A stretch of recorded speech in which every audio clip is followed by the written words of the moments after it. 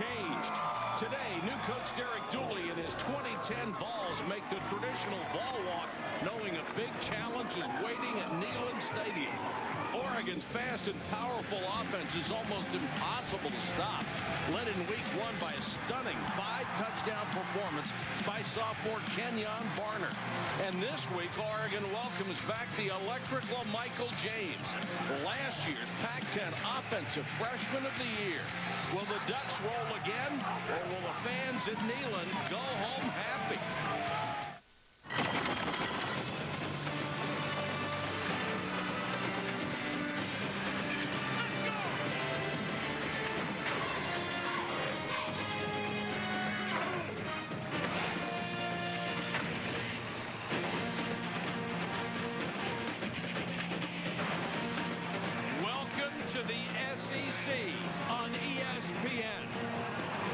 Six-figure crowd has packed Neyland Stadium to see number 7 Oregon and Tennessee. Another great showdown on Monster Saturday in college football. Good evening, everybody. Mike Patrick, Craig James. It's great to have you with us. Both of these teams had blowout opening day wins, so they didn't learn that much about their teams, but their football education begins in earnest tonight. They're glad to be in a meaningful game. They want to see what they really have. A lot of distractions for both of these programs off of the field. You know, for Tennessee, they come into this game, no expectations from anybody. They're not expected to compete with the number 7 team in the country. They're new across the board. So they really look forward to seeing what kind of team they have. Last week, Oregon racked up 720 yards in total offense. That's 720 yards, and they did it without their number 1 running back. Well, why bring him back? What do you want to go for 1,000? So you get 2 of these guys that are really talented and explosive. It's an offensive coordinator's dream come true. Chip Kelly will put both of them in the game at the same time. LaMichael James, Pac-10 Conference Player of the Year, 1,500-plus rushing, and Kenyon Barner. They are explosive out of the backfield. They're going to be hard to stop by Tennessee. Well, where are the Volunteers right now? Here's a hint. 5 new offensive linemen, a new quarterback, and a new running back. They're just taking baby steps. Sounds like a perfect recipe for an upset. Today's environment, it's upset Saturday.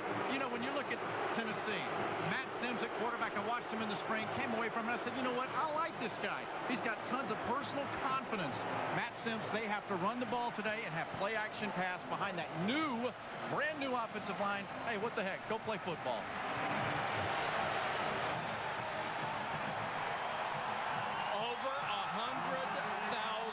People at Neyland Stadium. They love their football in Tennessee. The Volunteers getting ready to run through the tee.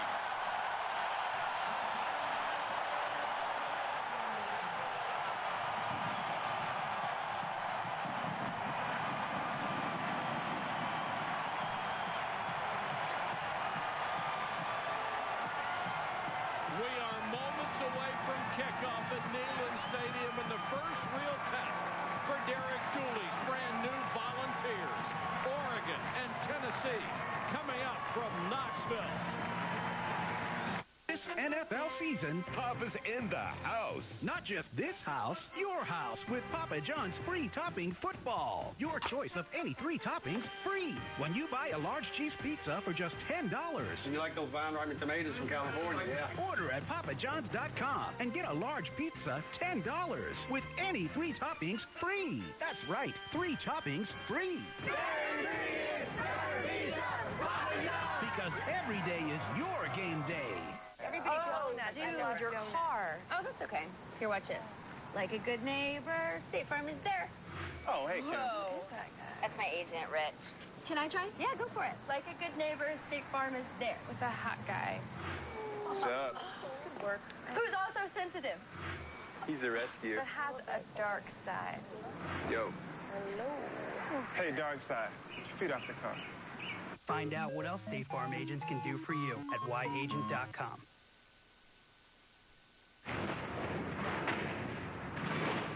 I love Tennessee too much. That is why I accept the university's decision that this will be my last season. I'm really looking forward to embracing some of the great traditions at University of Tennessee. This was not an easy decision, just something that happened very quick.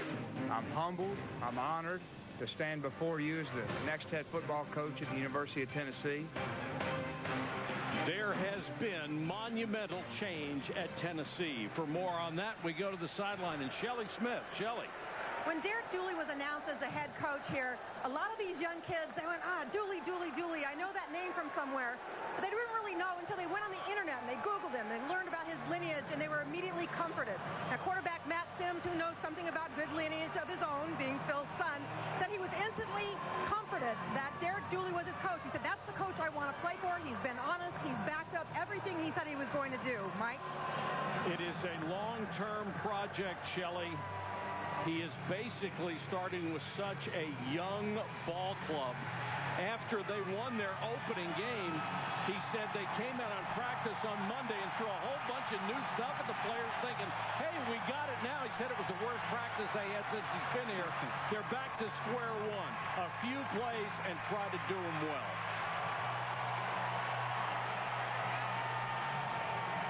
Chip Kelly, on the other hand, has a veteran ball club loaded with skilled players.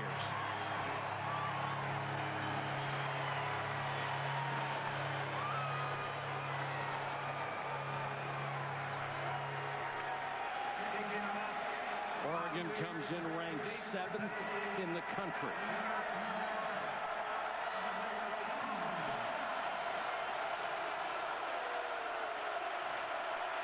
Moore and Oku are deep to receive the kick of Rob Beard, who is back after a one-game suspension.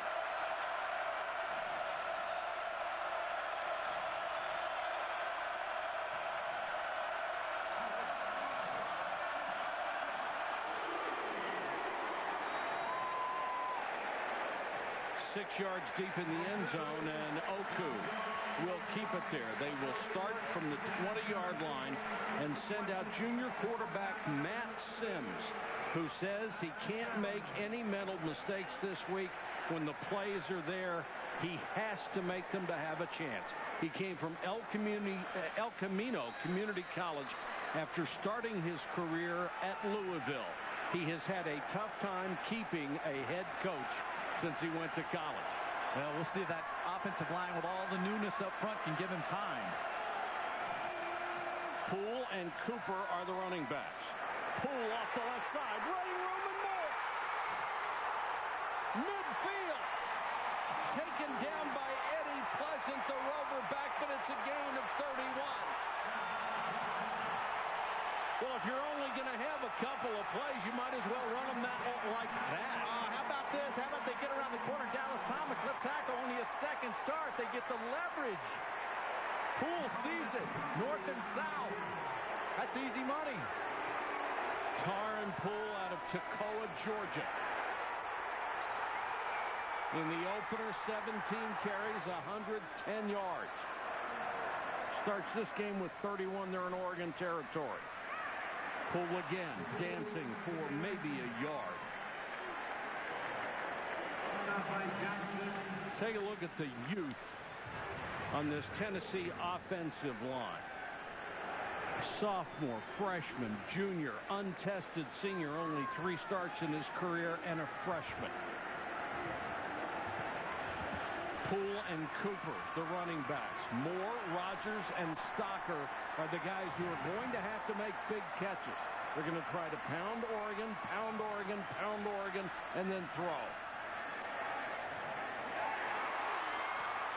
First one's complete. Denarius Moore. He's able to get around the corner down near the 30. Taken out of bounds by Anthony Gilden. Denarius Moore, a player that had a 58-yard touchdown run last week, so you know he knows how to take care of the football after the catch. Plenty of time on the inside. No problem by that Tennessee offensive line of providing the time for Sims to throw. I came out of the spring. I told you, Mike, I really liked what I saw out of Matt Sims. If you give this young man time, his confidence is not a young man. He thinks he's good. So far, he has been.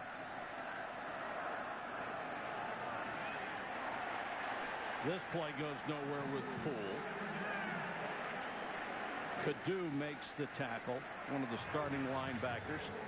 Up Up front, a couple of veterans, good ball players, Bear and Rowe. Rowe led the team in sacks a year ago.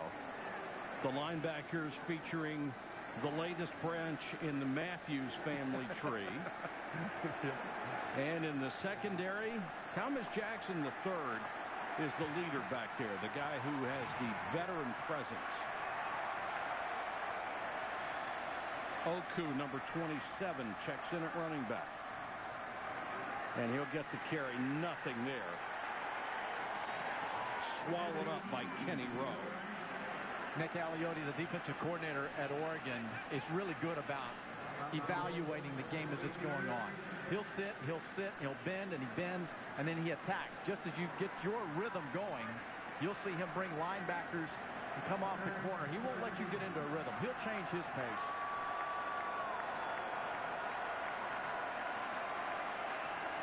Tennessee facing a 3rd and 13 from the 35. Sims goes to the shotgun. Zach Rogers, number 83, is in as a wide receiver. They go with a conservative call on the draw and pull down to the 31. From here to be about a 49-yard field goal if they choose to go that way. Paysinger made the tackle.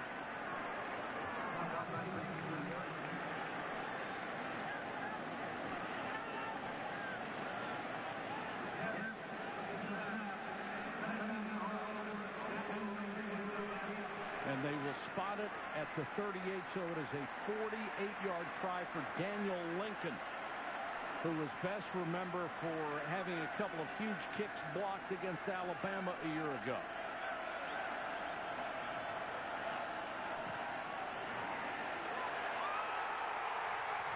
Got the distance and right down the pipe. Lincoln out of Ocala, Florida, opens the scoring in this game with a beautiful field goal from long range, and Tennessee jumps on top of number 7, 3-0.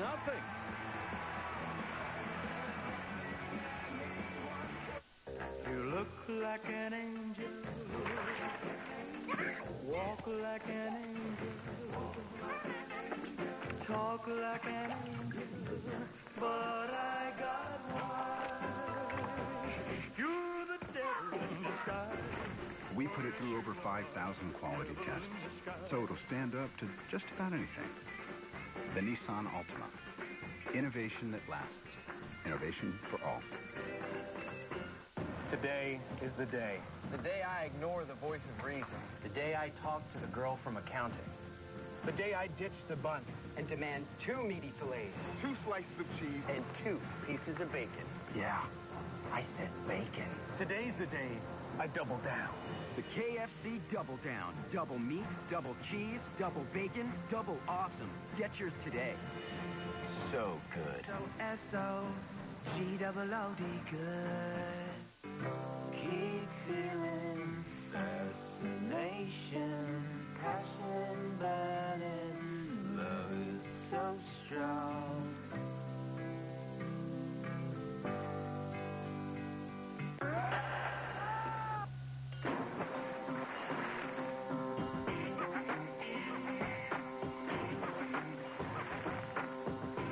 It's like a blast of hydration to your face.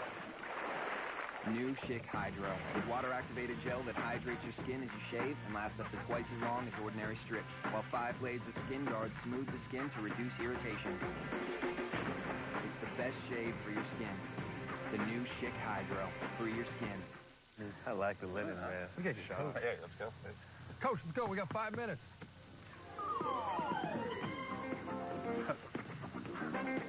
I love the Penn State whiteout. You want this?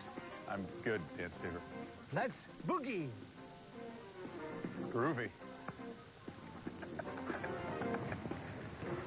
ESPN College Game Day, built by the Home Depot. Saturdays at 9 a.m. on ESPNU, continues at 10 a.m. on ESPN. College football in high definition is presented by Vizio.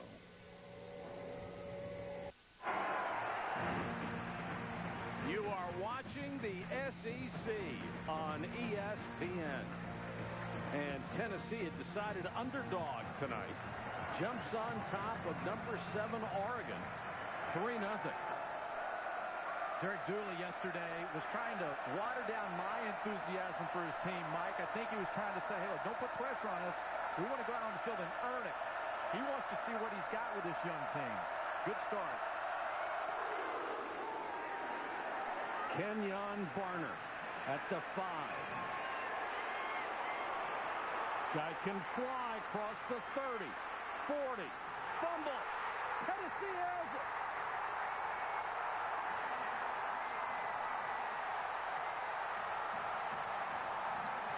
Eric Gordon knocked it loose for the Volunteers. And if you're an underdog and you're a young, inexperienced team, Craig James, this is the kind of stuff you need. 102,000 people are jacked up. That's if they're playing in this game. Barner's a big playmaker. He's trying to hold on to the ball, but just gets stripped of it. When you're out in the open space like that and you're starting to go down 2 hands, you've got to protect the ball. The worst kind of start for Oregon. Art Evans, number 25, was the guy who knocked it away. Just reached in there and ripped it out. So Tennessee starts from the 43. And around. Derek Rogers. Gain of 21. The fullback, Kevin Cooper, 45, has got to play and win in space. 45, watch him win in space. One-on-one, wins, beats his guy, makes it easy for the ball carrier. Derek Rogers out of Calhoun, Georgia, was ranked the number 9 prospect in the entire country. He is one of several heralded freshmen on this Tennessee football team. Sims to the end zone. Intended for Rogers, but well overthrown. Any doubt that the Vols are feeling it right now? No, sir. Creative play calling, Jim Chaney, Derek Dooley, nice game plan, but it would not be working. Had this offensive line and the production up front allowed the holes for the running game. They have done their job so far, haven't they?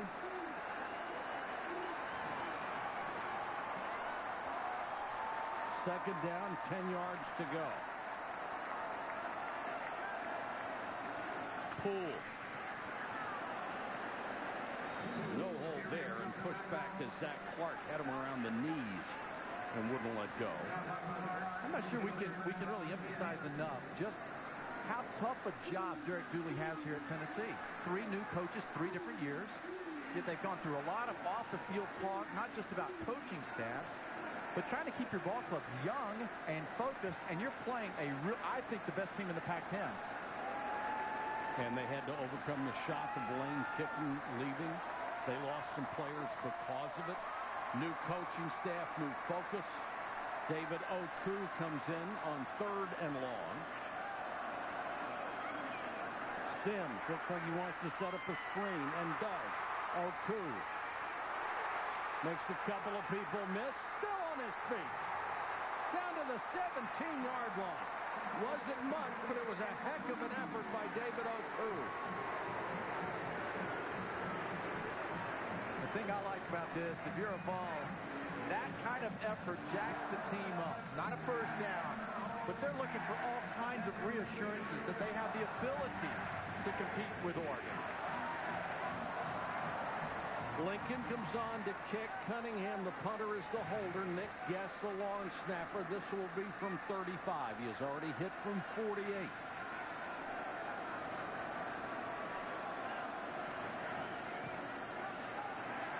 2 for 2. Well, if you're Oregon, you have to be sort of shocked. And 102,000 people are celebrating. They'll wake up. Don't worry about it. The Ducks are flying before long. You look like an angel. Walk like an angel. Talk like an angel. But I got wise. You're the devil in disguise. We put it through over 5,000 quality tests, so it'll stand up to just about anything. The Nissan Altima. Innovation that lasts. Innovation for all. This is Dr. Love. And this is Dr. Pepper Cherry. It's got a little kiss of cherry flavor. You want cherry? How about a little kiss?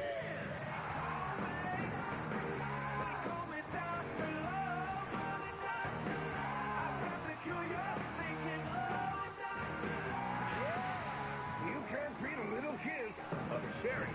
Trust me, I'm a doctor.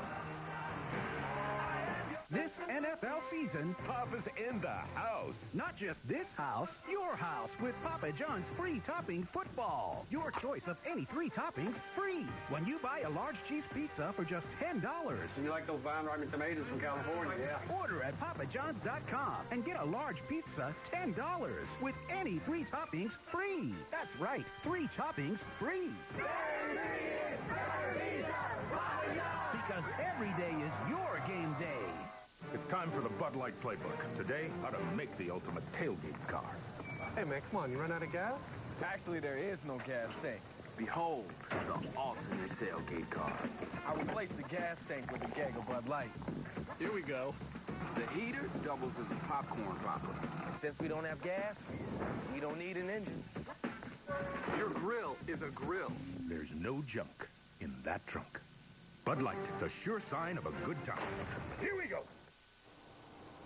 ESPN's College Football Primetime, brought to you by Nissan, proud partner of the Heisman Trophy, and Dr. Pepper. There's nothing like a pepper. That's Calhoun's down on the Tennessee River near Neyland Stadium, famous for its barbecue and especially for that barbecue sauce. This was shot yesterday when the weather was a little nicer. They have sent both ball clubs to the locker room because there's lightning in the area. This is not like back in the day when if it didn't hit you in a helmet, it wasn't a problem. Now they see it coming on radar and they send them to the locker room. It used to be a 30-minute rule. Once lightning had been detected in the area, you had to wait 30 minutes between lightning strikes. But now they take a look at the radar and say, all right, everything's clear. We can play again, but we do have to wait for that.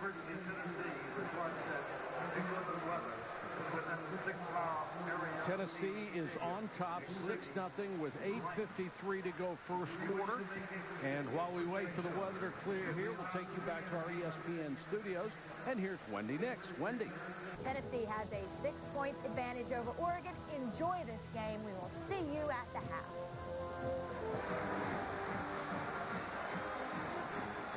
We are back at Neyland Stadium in Knoxville, Tennessee after a 70-minute rain delay.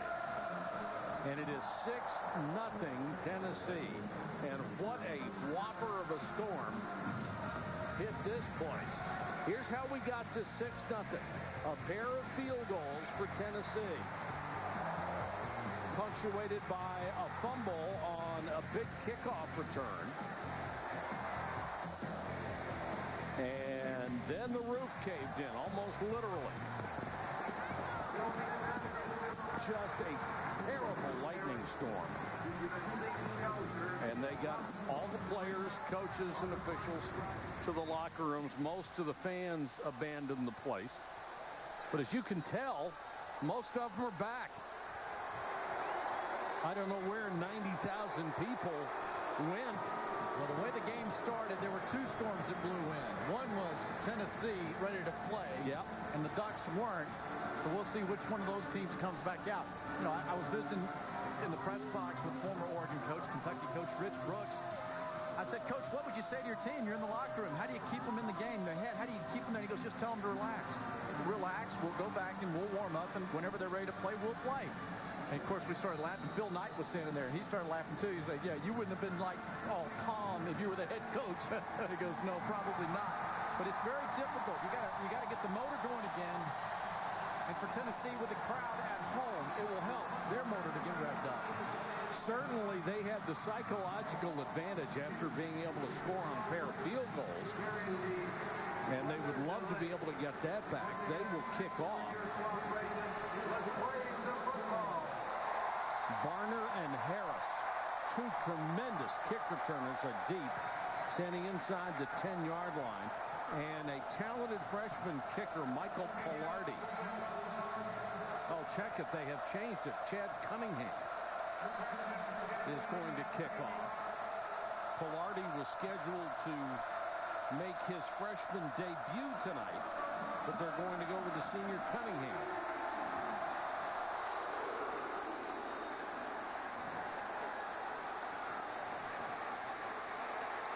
Barner with room to the 37-yard line. Let's take a look at our keys to Oregon's offense with help from our friends at EA Sports. Craig? Well, I think the same look to start every play from Oregon's offense. There, you've got the handoff. Then you've got the quarterback sweep where he fakes it and pulls it. Then they come up. Same thing in the middle. Pull it, and you run the option on the outside. And then finally, you have the threat of a pass. So this offense is multiple, puts a lot of pressure on everybody on defense to do their job and be responsible. Darren Thomas is the quarterback while Michael James the running back. Pressure. Close to a face mask. Thomas went down.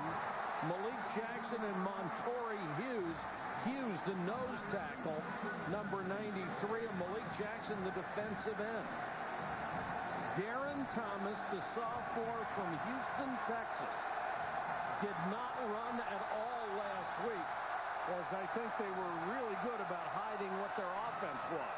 James out to the 45, but Thomas is a very talented young ball player. Of course, they had Jeremiah Masoli was the guy who was going to be the quarterback, but he was dismissed from this team for off-field issues and legal problems. And Thomas won the quarterback battle with Nate Costa, another talented quarterback prospect. Down goes the running back, Michael James, and it's Nick Reveiz, the middle linebacker. This kid is so smart and so dedicated to playing the position, and he has to have a big night for them to win. Well, smart and discipline are in the same language here. Look at the Reveiz. Inside is his job. He takes care of his role, his responsibility. When you're going against option, you always hear defensive coordinators tell us everybody has to take care of their own business. Jackson Rice to punt. Eric Gordon is deep for Tennessee. Hitting his tracks and taken down just outside the 15-yard line after a 42-yard punt. ESPN's coverage of Major League Baseball and the hunt for October continues on Sunday Night Baseball as Albert Pujols and the Cardinals go against Jason Hayward and the Atlanta Braves. Sunday Night Baseball presented by Taco Bell, part of Lee Jean's The Hunt for October on ESPN and ESPN3.com at 8 Eastern. Matt Sims leads out the Tennessee offense. Poole on the delay. 30. 50. To the Oregon 45. Hey, Craig James, which one of these teams is number 7 in the country? How many different big runs already have we seen? 5 brand new offensive linemen here in Tennessee. They're all trying to make sure they find the right guy. Match up, match up, match up, match up, block back. That's how you draw a running play up with a brand new group of guys, including a true freshman at right tackle, James. 39 yards for Taron Poole. Oku will give him a breather. Sims to throw. It's the fullback in the flat, Kevin Cooper. A 3-year starter, one of the few veterans that they have on offense. Hey, these kids aren't bad, are they? And they knew they had no expectations on them. No pressure. They're playing the number 7 team in the country, who we know is good. Considered to be the best in the Pac-10 by me. So, you know, this is a loose, very physical start for Tennessee. Cody Pope, the center, is down. Throughout his career, he has played all of the offensive line positions. This year, they're asking him to play center. And these are 5 new starters along that Tennessee forward wall. Are you ready for some football? Monday Night Football kicks off in 2 days. We'll have a doubleheader for you. First at 7 Eastern, Ray Rice and the Baltimore Ravens against Mark Sanchez and the New York Jets. They were only 1 win away from the Super Bowl a year ago. Then at 10:15, Phillip Rivers and the Chargers against Matt Castle and the Chiefs. Monday Night Football on the ESPN Monday. Coverage starts at 5 with Monday Night Countdown served by Applebee's. This offense is not designed to throw the football. It is designed to run the football, play action pass. Well, if you told us the yardage would be 126-5, we might not be surprised if you were talking about an Oregon advantage, but it's a Tennessee advantage. Oku. His knee went down. They're going to roll at the 32, and they are just back within field goal range. Well, field goals won't beat Oregon in this game. No. Rest assured of that. Oregon will get it together. Nick Aliotti, the defensive coordinator, he'll figure it out. They'll bend and bend, not break, and they'll let that offense eventually get on course.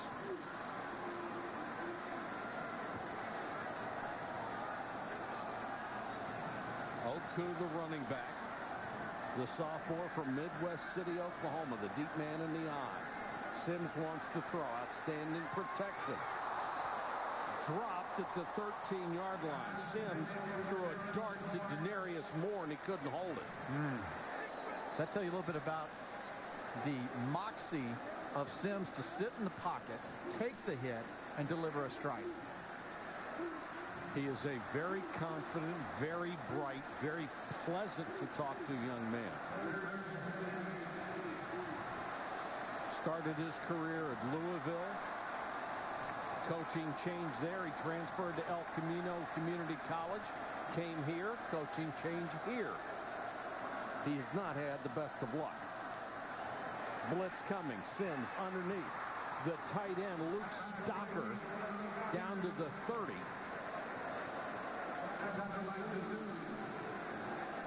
Yeah, that Stocker's a good player. Tight end, a real cushion, confidence player for Matt Sims. No field goal, team. You know, hey, here you are at 47, right? And field goals, I think Derek Dooley recognizes, will not beat Oregon.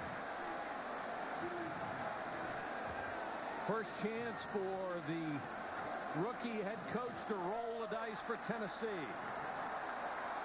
3rd and 6. Poole is back in at tailback.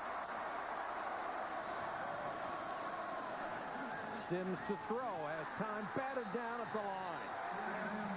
Oregon got pressure in his face, and Brandon Baer, number 88, got in close enough to block the throw of Matt Sims. Now, it's just a nice job of Baer doing his job. Blocked at the line of scrimmage. As soon as the arm goes up, get your hands up. He's in the passing lane. Knocks down for a big play. So hopefully, if you're a Duck fan, pick up the offense. Well, it was really good protection again, though. No pressure whatsoever on Sims.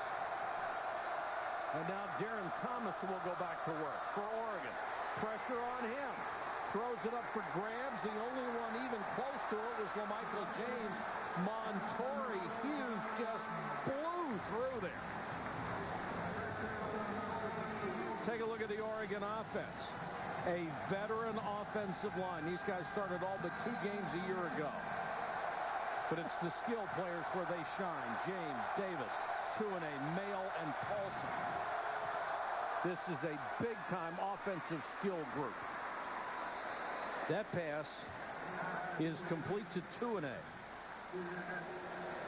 Darren Thomas, kind of a little eye-opener for his teammates coming into 102,000 people, SEC country. He can just survive early, not make a mistake, and the defense hang in there for them. There's the bubble screen out to Mail, and Mail blown up at the 47-yard line. Jansen Jackson with the big hit. Tennessee defense, not terribly experienced, but far more than the offense. Hughes is the best of that group out of Murfreesboro, Tennessee. Nick Gervais, you've already seen him, the middle linebacker. And Art Evans is a good one in the secondary. James pick up about 4. Prentice Wagner makes the tackle. Oregon gets good crowds. Pac-10 gets good crowds. Nobody out there gets 102,000. Well, and half of them left during the 70-minute delay. The other half stayed here and enjoyed the downpour and the lightning. What fun, huh? Why y'all all leaving? What's going on?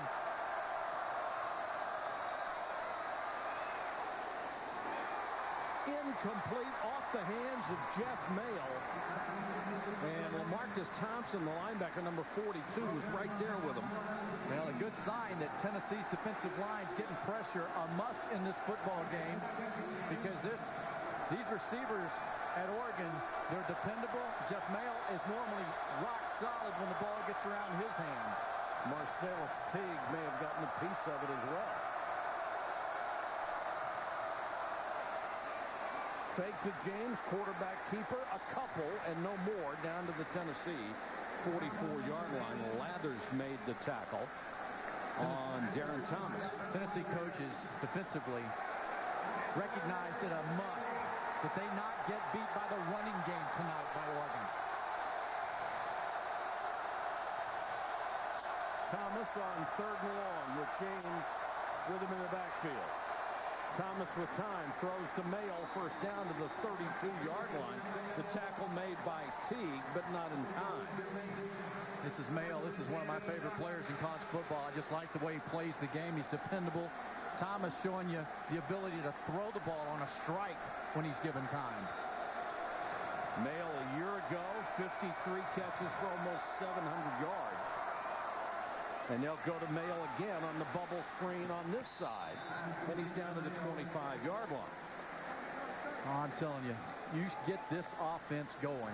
We showed you the EA Sports diagram of how it looks the same in the eye candy, and you get lulled to sleep, and it's all over the field. It can be in the middle, left, or the right side. They have obviously found a rhythm here. 2nd and 3. Another quarterback keeper, as they appear to be using James more of a decoy than anything else. Something that they did not do with the running back last week, Varner. He was the guy who carried it all the time. Thomas never ran it at all. That's Justin Wilcox, defensive coordinator, former Duck player, former defensive coordinator at Boise State, who's had a lot of success going against this fast-paced Oregon offense. He said we have to tackle in space, which may be the hardest thing to do in football. That pass appeared to go right through the hands of Tuinei. But, you know, it means so much to the team and the players individually when they know their coach has been there and done it and had success against a powerful offense. So they've soaked up all of his words. And, of course, Oregon's coaching staff, conversely, know that Wilcox is darn good at figuring out how to read and know what they're doing. This will be the 11th play of the drive. Read option. James swallowed up after he got to the 19-yard line. The Tennessee front wall doing a pretty good job on the running game.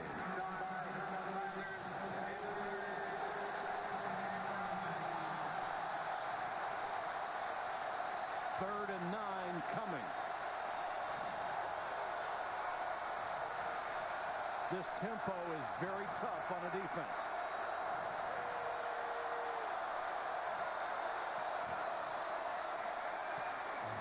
Over the middle and incomplete. Right there to break it up was Jansen Jackson, the talented sophomore who was taken over in the secondary with the graduation of the great Eric Berry. And I can tell you right now, after watching in the spring Jansen Jackson, this man will be the next future #1 great secondary player for the Vols. Watch the timing, explode to the ball, threw it, rips through, technique, an outstanding, confident player in that secondary for the Vols. Boy, that's beautiful defense. They will go for the 37-yard field goal try with Rob Beard trying to kick his first field goal in college football, and does. Oregon gets on the board at the 1:25 mark of the first quarter.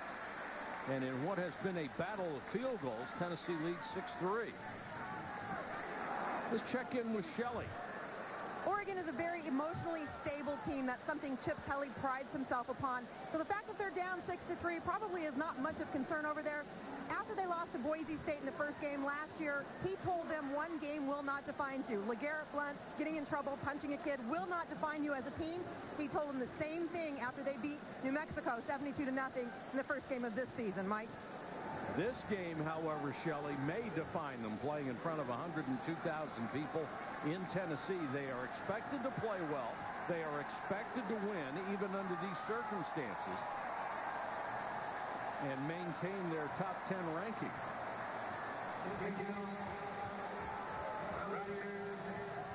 Which you wouldn't think a little rain would hurt ducks, anyhow. But I can tell you what they're playing for. They're playing for the pride of the Pac-10. That's for certain. They've come over to the SEC playing a team that's trying to find its identity. The Pac-10 needs desperately for Oregon to prevail in this game. Beard to kick off. Moore and Oku are deep for the Volunteers.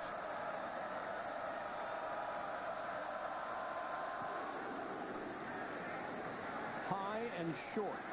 Oku from just inside the 10. Breaks a couple of tackles and takes it out to the 31-yard line. Well, they've been able to run the football. That's their first and most important thing they wanted to accomplish in this football game. Right out the blocks, first play of the game. Poole hits him on the left side. The offensive line, good blocking by Kevin Cooper, the fullback there on the corner. But this has taken all the pressure off of Matt Sims. He's not having to carry this game through the air. If they have to start throwing at every play, they're in trouble. Tennessee has run the ball 9 times for 95 yards in the first quarter. Poole.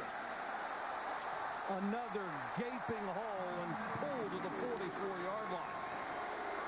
Javis Lewis made the tackle. And boy, these inexperienced offensive linemen are opening up some cavern. Oh, they are. But you know what, Mike? They're not making mistakes. Even the true freshman, look at him driving inside. I mean, when you've got a true freshman going against the number 7 team in the country who led the Pac-10 in defensive categories conference-wise, that's asking a lot. The one advantage Tennessee's line does have is these guys are huge. And Oregon is an undersized defense. And they are just opening these guys up.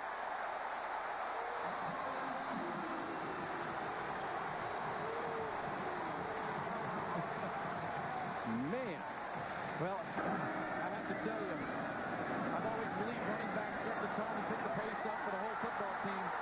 Certainly happening right there. You got guys downfield blocking. Darren Gooch, he's down there trying to get out of the way so that the ball carrier can keep it going. But this is called attitude. This is bringing the wood to the shed.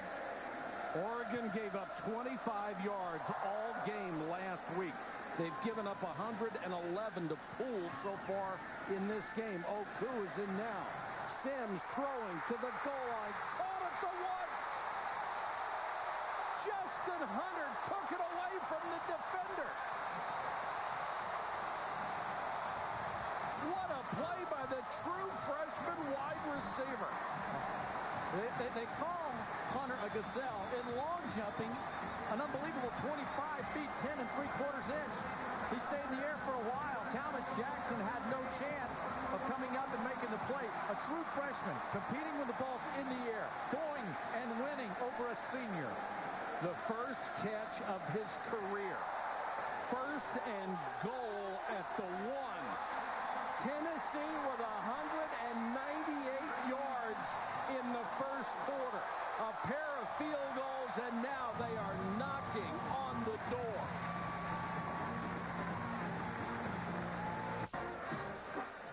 Karan Poole has runs of 14, 23, 31, and 39 yards in the first quarter. Right now, what he wants is 1, because that would give Tennessee a touchdown. They are leading number 7 Oregon 6-3. Problem for Oregon's defense is that the Vols' rushing game has been balanced left side, right side. No real tendency so far in this game. Cooper is the blocking back. Poole to the goal line. No signal. I'm going to march him down inches short. Now, I can assure you that this Oregon Ducks defense, they've got pride, and they will bring it. Matthews there on the inside, it looks like coming up, sticking his hat to the hat. Penetration critical here. These young offensive linemen, all five new, have to learn to push, score with their man. Tennessee with a size advantage, second and goal. Poole keeps the legs driving, touchdown.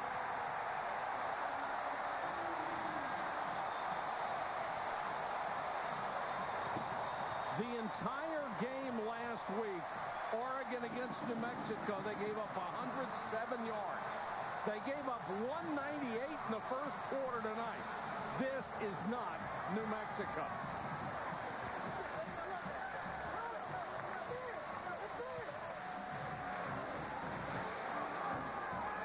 What an opening salvo for Tennessee. 3 scoring drives, a touchdown, and a pair of field goals. 69 yards on 5 plays. Volunteers by 10.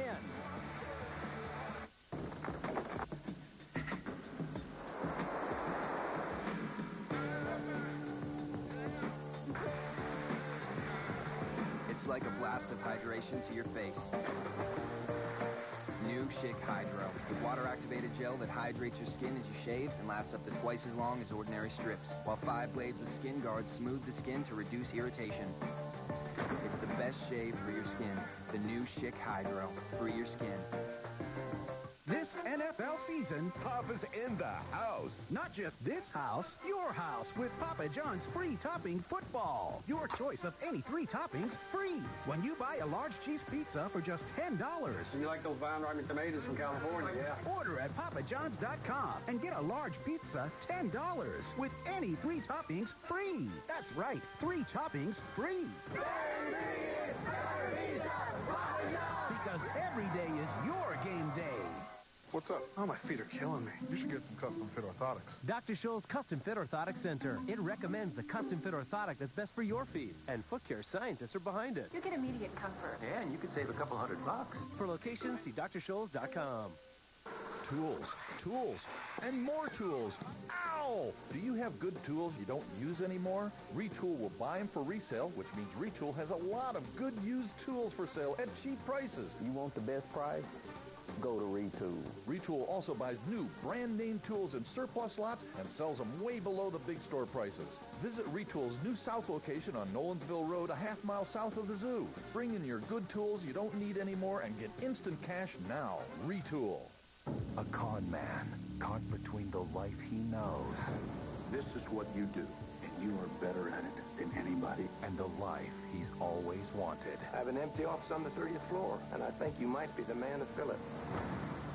We can build something real here. I love you. I don't know if I can do this. Of course you can. That's why I married you. This is gonna be good. Lone Star premieres Monday, September 20th on Fox. You're watching the SEC on ESPN. And what a performance by the SEC representative, the Tennessee Volunteers. So far, they are chewing up the Oregon defense to the tune of 3 good-looking drives, a touchdown and 2 field goals. Barner and Harris, the dangerous returners, wait just outside the 5.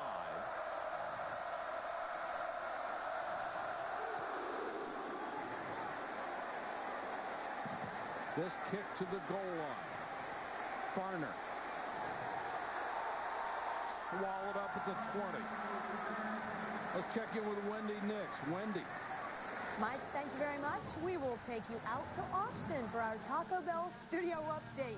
It was Wyoming on the board first, but Texas on the move. Garrett Gilbert to Mike Davis, 45 yards. It is 27 Longhorns at the half. There's a score that's going to wake up a few people.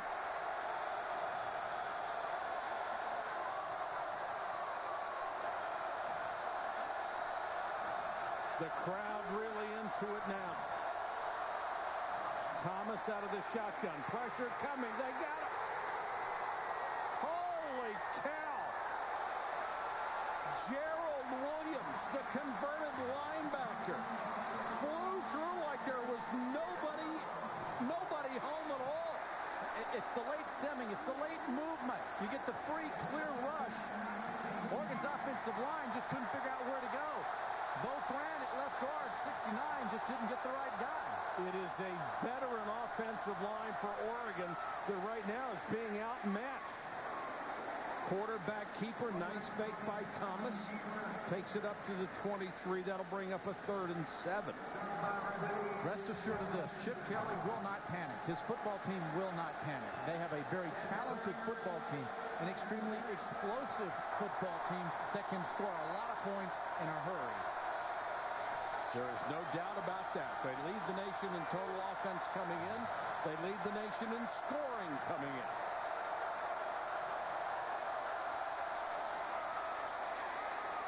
Thomas flushed, throws on the run, and they will have the first down as Barner makes the catch coming out of the backfield.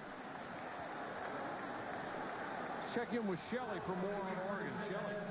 Finally, with that reception, there's a little life in the Oregon crowd. Those people were standing there stunned. They've come to expect a lot more from this Oregon team, and they're hoping for it, obviously, this drive. I don't think they made the trip this far, Shelley, to watch him play like this. Quickly out to D.J. Davis, and Davis out to the 38-yard line. Jansen Jackson takes him down. Yeah, you saw right there the leadership that Darren Thomas has. Does not flinch, doesn't worry about it. He hears the crowd, feels the crowd, but makes a critical 3rd down pass conversion. I like the guy. He's more athletic than Nate Costa, the guy he beat out for the spot. Costa may be a better passer as a backup.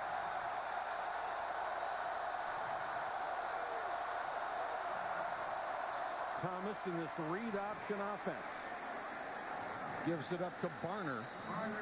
Kenyon Barner a week ago, 147 yards on 17 carries, and doesn't even get to keep his starting job as LaMichael James comes back. But they always have felt since the beginning of camp that they have had a 1A and a 1B as far as running backs. And that 1A and 1B, when they come together to become number 1 with 2 out there, it's really dynamic.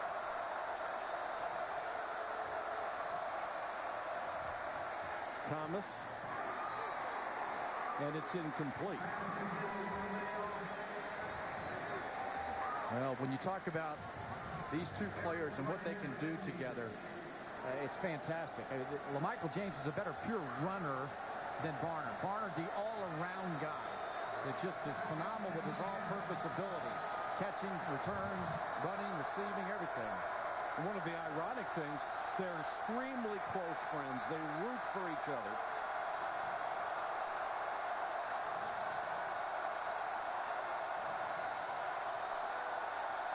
Thomas calling out the play walk. James, nothing. Well, Tennessee has done a great job, led by Nick Reveiz that time, with the running game up the middle. Well, you'd think he'd be a kicker with that back or that last name, but sounds like he's only done a couple in his life. We'll tell you a great kicker story later. Fuad Reveiz, of course, one of the great kickers of all time. His father, the former walk-on, now a 5th-year senior, out in the flat to James, dropped the ball. Started to look downfield before he secured it, and Oregon will have to kick it away. As a former player, when you're on the road, a loud environment like this, little things like that distract you. The distraction of the crowd and the noise, you lose your focus. I mean, LaMichael James doesn't drop many balls. He makes those plays. You could see him turn his head to look downfield. Jackson Rice will kick to Eric Gordon. He waits inside his 20. Nice punt. Fair catch made at the 14-yard line. 44-yard kick and no return. Tennessee surprising number 7 Oregon in the second quarter. First is the first 4G phone. First is live video chat on the go.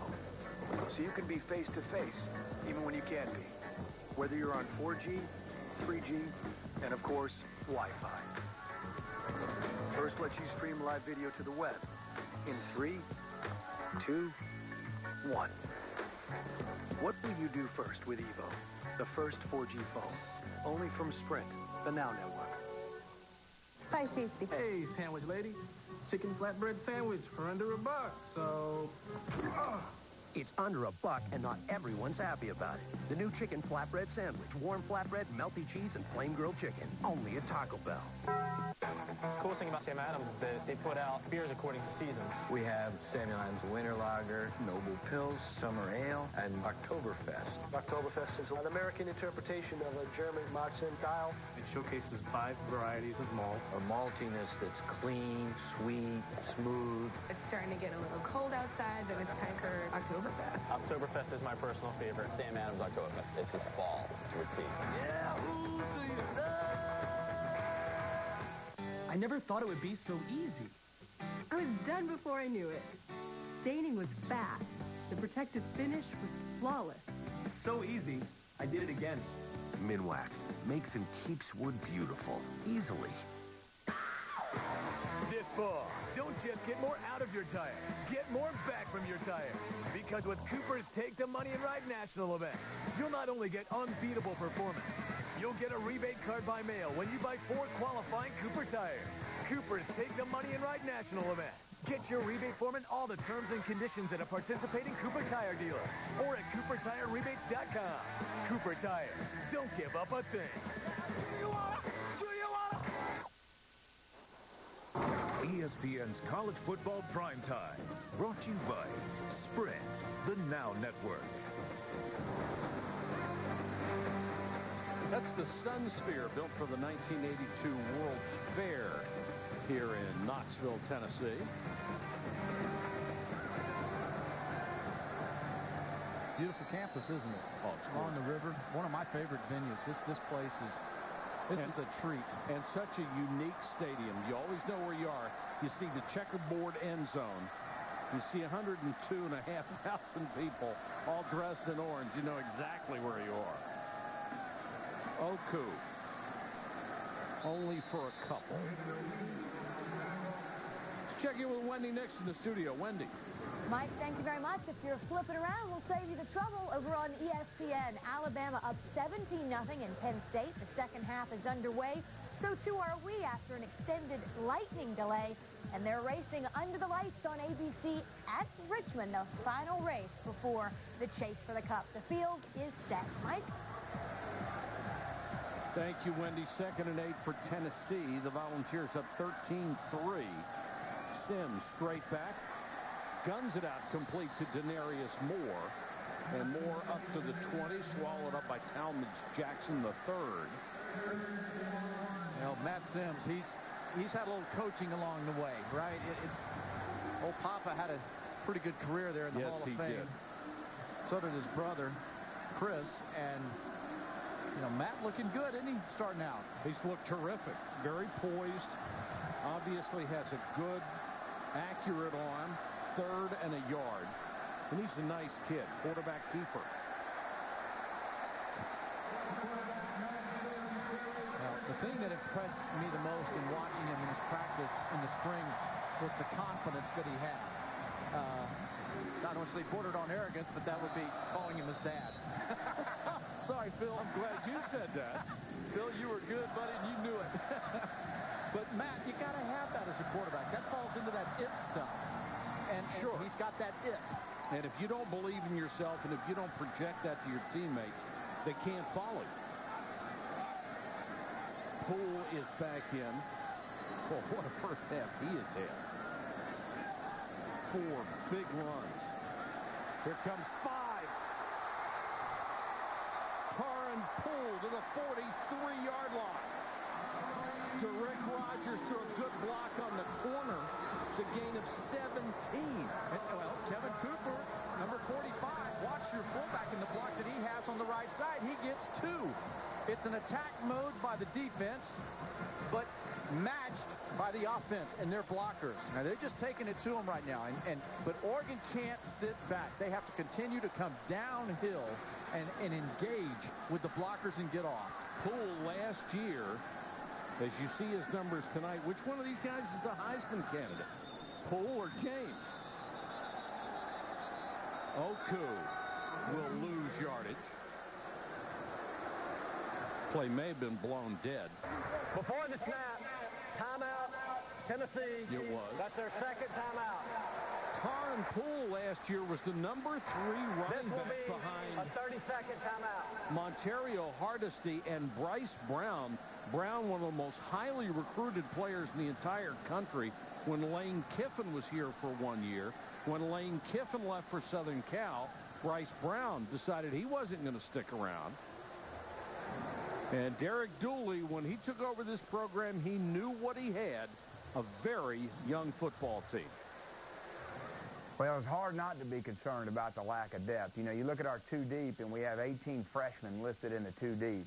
And I even asked the team the other day in a team meeting, I said, how many guys have never played a snap in Neyland Stadium? Raise your hand.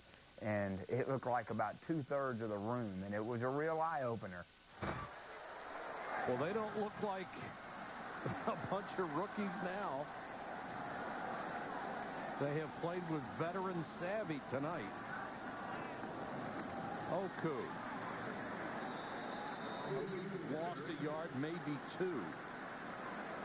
Now, when you talk about the youth, 12 true freshmen seeing playing time last week. That's crazy. You know, and this is an SEC football team, and you know, 10 balls and they're going to start for the first time. So he has a young team, and we're trying to stress that to you right now because you've got a veteran, experienced Oregon team. They're young as well, but their eyes are focused on winning the Pac-10. Sure. And the Rose Bowl. Whereas Derek Dooley and the Vols, they're trying to figure out who they are right now.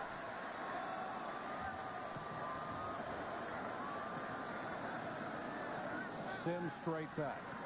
Quick throw to fullback. Cooper makes the catch and gets dumped for his trouble. Talmadge Jackson the third right there to knock him on his keister. That'll pick up your bench. You get your team out there flying around making a play like that. Jackson, the senior, coming up. And Kiss and Cooper right in front of the coach. That's how you pick your team up. I mean, if you're a Vols fan, don't be fooled. Don't be lulled to sleep. It's a good ball club. They're going to score a lot of points. And there's a long, long way to go. 7:35, second quarter. Sims will go to the shotgun. Oregon showing a 4-man rush. Come with a blitz. Draw play. Poole nearly broke it. Got to the 49, but dragged down by Josh Padu, number 56, who had his season cut short a year ago with a broken foot. Made a solid tackle on that play, and that will force a punt. Smart decision by Tennessee coaches. 3rd and 9. Don't try to push the ball down the field. Try to pick some positive up. Play a little field position game. Cunningham on to punt. And here's where Oregon did such a great job last week. Cliff Harris returned 2 punts, averaged 62.5 yards a return. And this is Barner who got his job back. How about that for Harris? 2 punt returns, 62.5 yards each. 2 touchdowns, and he's not the kick returner anymore. Today is the day. The day I ignore the voice of reason. The day I talk to the girl from accounting. The day I ditch the bun and demand 2 meaty fillets, 2 slices of cheese, and 2 pieces of bacon. Yeah, I said bacon. Today's the day I double down. The KFC Double Down. Double meat, double cheese, double bacon, double awesome. Get yours today. So good. S-O-G-double-O-D good.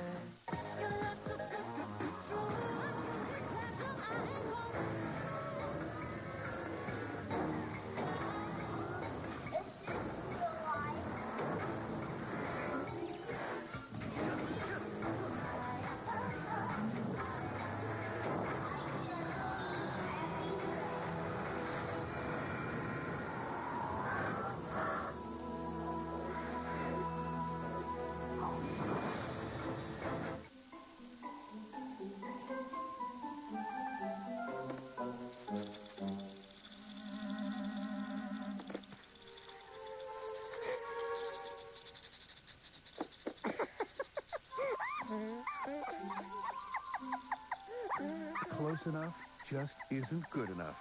If your car is in an accident, make sure it's repaired with the right replacement parts. Travelers, take the scary out of life. Do you think if the game wasn't on today, we'd be out here around this grill? Probably not. Come on, man, you're not seeing the big picture. Football was created to make us grill. Look, how many letters in football? 7. 8. How many letters in grilling? 7. 8. What's the past tense of eat? Eat it. 8. 8. Pretty strange. Yes, you are. Unmatched, Tuesday at 8. Part of ESPN Films 30 for 30.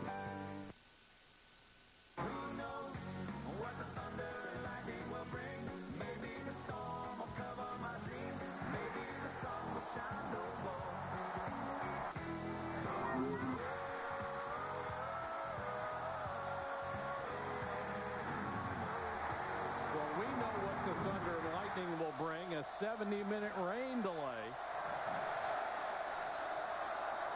Oregon will take over from its own 15-yard line.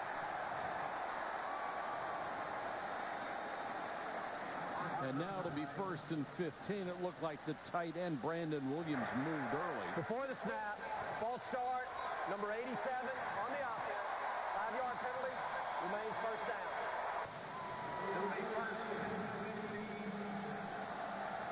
A little different results tonight. 720 yards down to 78.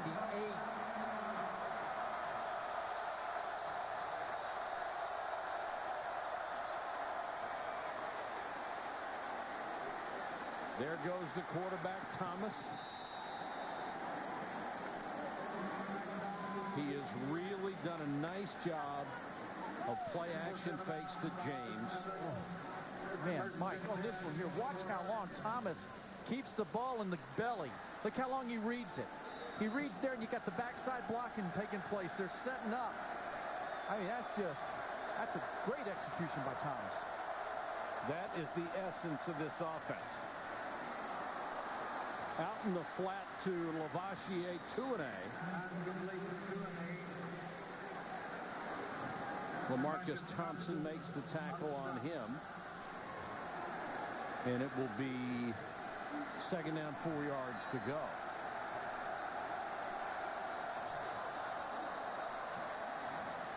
And they're going to blow this play dead.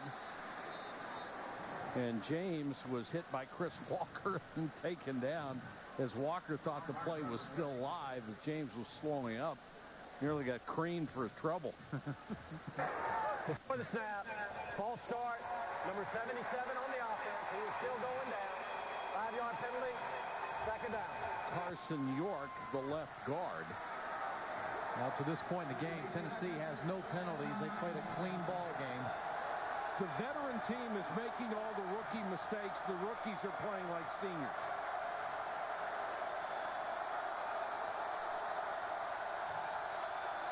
James back with Thomas.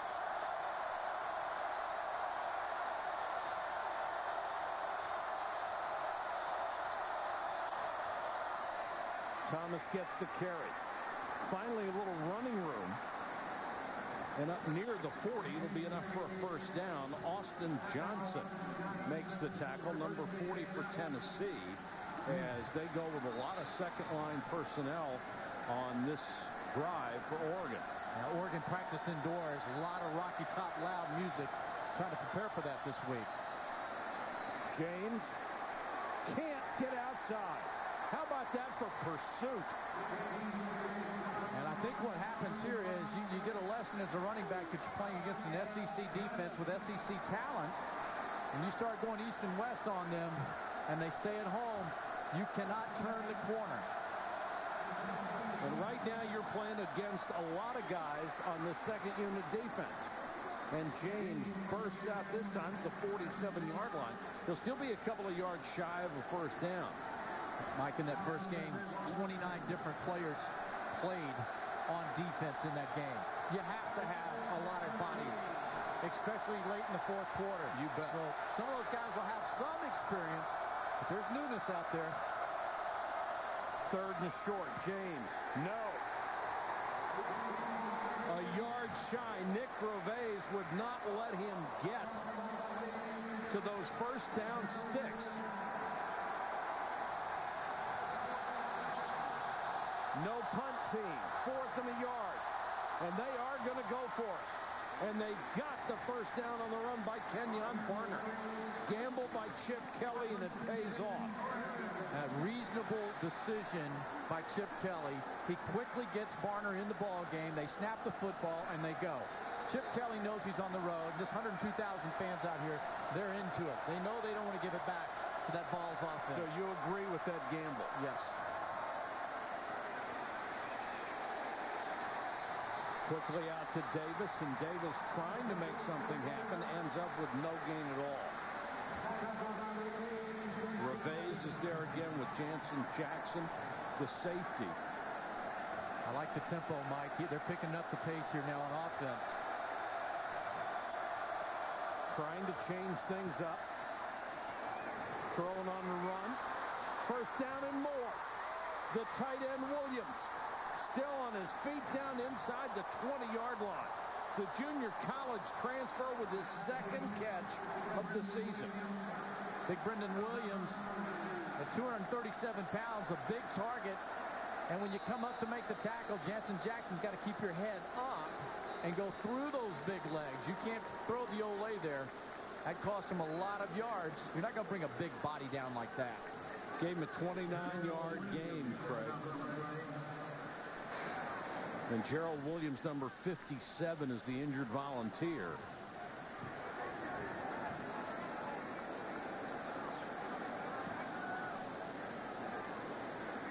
We'll check on the injury right now. We check in with Wendy Nix.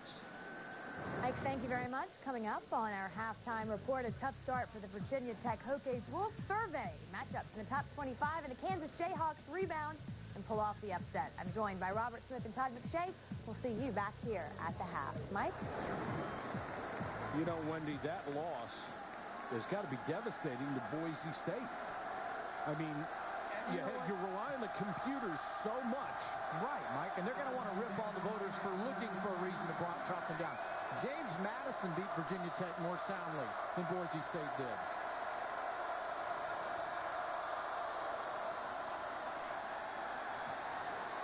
Time to throw. Look to the end zone. Too far for James. Thomas tried to float it to the end zone. James had a step and just overthrown. Now, this is just great speed to get back and try to make up for a blown coverage. Thomas a little more air into this, and they've got 6.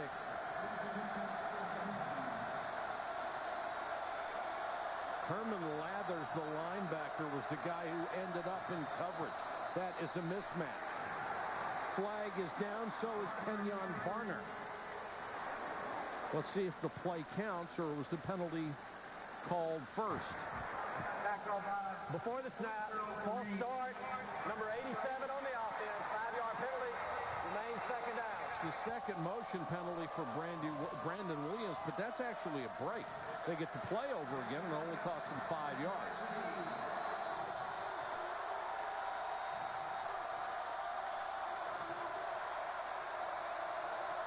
Third and 15. Make it second and 15 because the down did not count. Thomas flushed. Throws under pressure, out of bounds. It was caught by Huff, who was their leading receiver after the first week, but he couldn't stay in bounds. Now it's third and 15. Yeah, you know, the question is whether or not the receiver was in bounds. Huff, I don't know. No, I do not believe his feet were down. They were down, but they came up as he started to catch the football. Great effort. Effort was written on the eraser boards in the coaches' meetings, players' meeting rooms this week. Great effort to put pressure on Thomas. Thomas short set, throws out. The receiver went up. That was D.J. Davis. Miscommunication, and they'll have to go for the field goal. This would be called Justin Wilcox. This is knowing and understanding defensively what Oregon's doing in their tendencies. He comes off the corner with a blitz. We haven't seen that to this point. Rush Thomas makes an errant throw. Got to save some of your good stuff for the right time, don't you? Well, that's what Derek Dooley's hoping. Rob Beard will try from 42. He is converted from 37.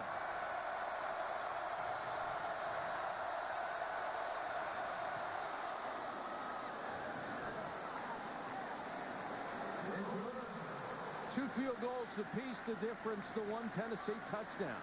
The Volunteers are on top 13-6 with 2 minutes and 56 seconds to go in the half.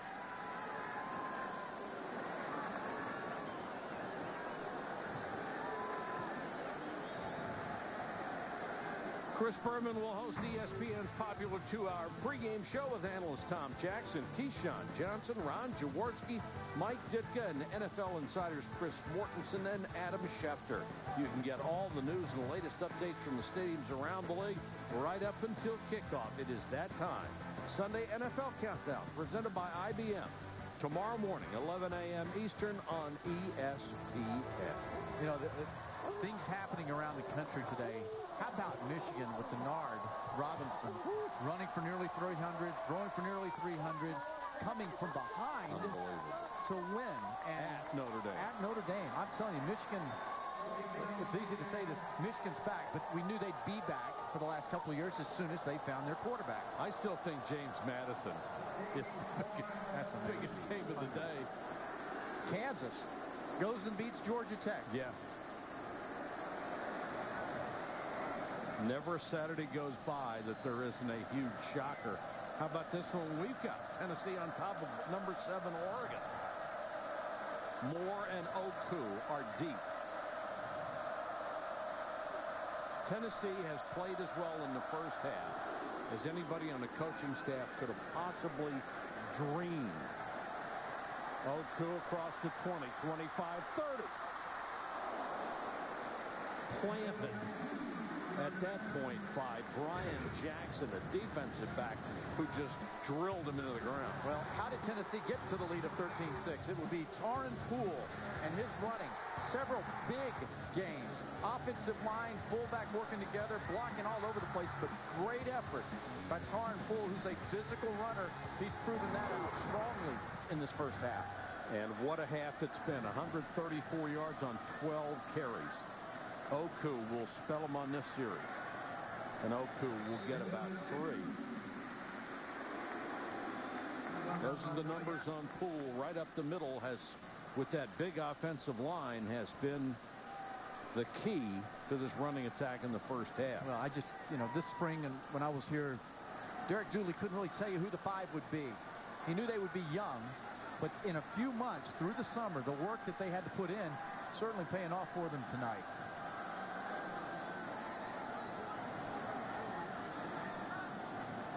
Their game plan, no secret. They want to pound it again, and then throw. Let's go to Wendy next. Wendy. Mike, thank you very much. Jeremiah Masoli did get the start at QB for Ole Miss tonight, taking on Tulane. There he is, from 2 yards out. And Ole Miss over on ESPN Classic has a 13-0 advantage. This game will join us on ESPN2 at the conclusion of Oregon-Tennessee. LSU over Vanderbilt 10-3 at the start of the fourth quarter. And where would Oregon have been ranked in the preseason, and where would they be this week if Masoli was still the quarterback? Somebody who was as talented as he was, and with that veteran presence with all the other veterans that they had. I'm not sure that they've been really that penalized in the rankings, Mike. I don't know. They're at 7. They're pretty high. Masoli certainly, you know, was a problem for them off the field. Sure, a great player. We know that. Short yardage goal line, his legs, his running ability.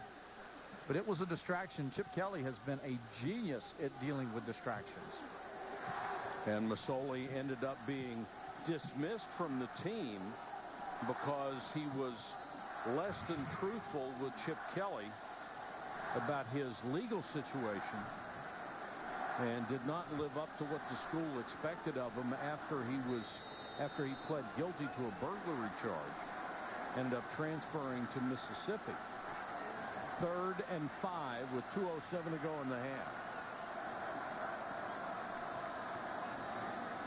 Sims on a little half roll, throws too low, incomplete, intended for Zach Roberts. I thought it was a good call there by Jim Chaney, the offensive coordinator, rolling the pocket. Play is there. It's to be made. Rodgers just couldn't hold on to it. They'll have to kick it away with 2:03 left, and Varner, who Chip Kelly says is the best return man in the country, is back. It was the Oregon defense first 3 and out tonight. Cunningham to punt. Oregon has 9 men on the line. Now they drop out of it.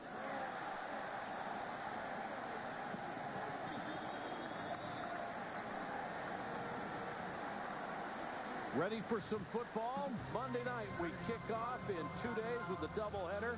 First at 7 Eastern, Ray Rice and the Ravens against Mark Sanchez and the Jets.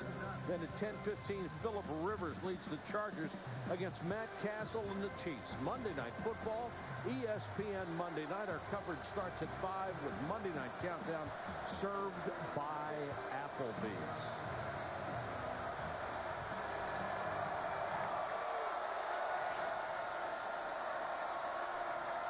Thomas, 4-man rush. They want to set up the screen.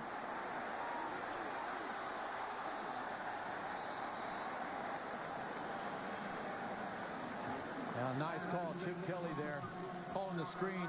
Defensive line got to be a little bit better at recognizing that, and linebackers in their drops as well.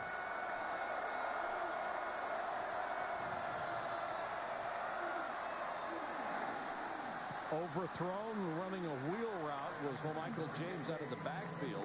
And again, covered by the linebacker, Herman Lathers, who's 6 feet 217. Hard to imagine he can run with James on a consistent basis. Doesn't that show you, though, the confidence they have at Oregon about the hands of James to have him down the field deep like that? Absolutely. Thomas, 4-man rush under pressure down the middle, and just incomplete. Paulson had about 3 shots at it. Now there's a flag. Yep, absolutely. Defenseless player. That is a point of emphasis this year. If you have a defenseless player, you cannot go above the shoulder to strike a blow. It's that simple. Everybody knows there's a rule change. If you do, they're going to throw a flag. Obviously, there's some discussion about whether he did or not. Personal foul. Number 24 on the defense, leading with the crown of his helmet. That'll be a 15-yard penalty from the previous spot. Automatic first down. Yeah, you know what? I saw this, and as soon as it happened, you know, I looked for which official's going to throw it. That's a defenseless player leading, going to him. And I know you're going to say he's going to the ball. That's going to be a penalty anyhow. Yeah. I mean, he was already on the ground when Aaron Gordon went in and hit him. Yeah. They could have flagged him for a couple of different things there. Out in the flat, and James taken down at the 26-yard line. Good play by Chris Walker, who ended up with coverage in the flat. Excuse me, it's Varner, not James. But you know, Vols fans are going to be screaming about that, saying the defender was going, Gordon trying to knock the football. Sure. The play was still in action.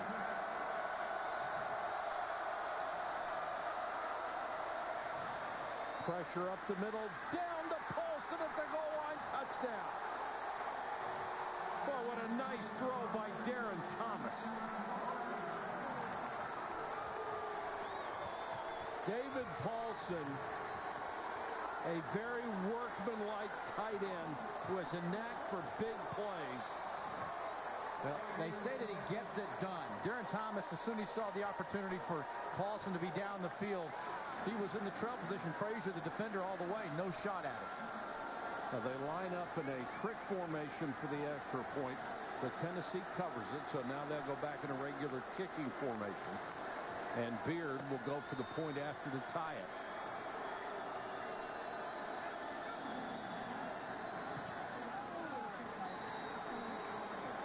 So Oregon, as you knew they would, finally gets a touchdown here in the first half with that explosive offense. And Darren Thomas leads him down the field for the tying score. All right, here he is over on the right side, and you're going to see that the coverage has to come across quickly and identify and get there. As soon as the defender linebacker Frazier gets in his hip pocket, because of the pass and the arch by Thomas being perfect, there's no chance for Frazier to knock the ball out. Well, right now, Tennessee is trying to cover tight ends and running backs with linebackers. Yeah. Well, okay, now, let's back up just a few plays here. Remember the look and the expression on Derek Dooley's face on the third down throw for 5 yards that the receiver dropped. Right. That would have been a first down. Dooley knew he didn't want to give the football back to Oregon before halftime. 62 yards in 3 plays, and that penalty against the defenseless receiver was a big part of that drive. Now with 1:04 to go, Tennessee will get the ball back. Well, Chip Kelly going for it on 4th down in that drive too. You're right. Hey, let's go. We got to go in the locker room on a positive. Yeah. Moore and Oku are deep for Rob Beard's kick.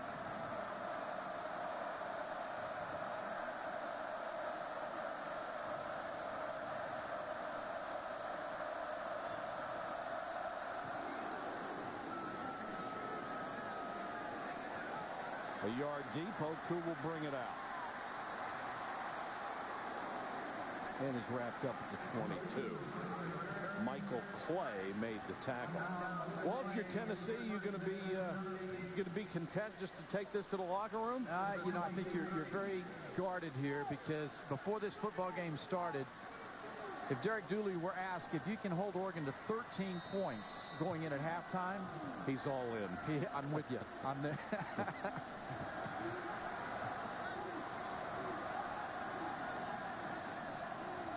They'll come out in the eye with Tarn Poole.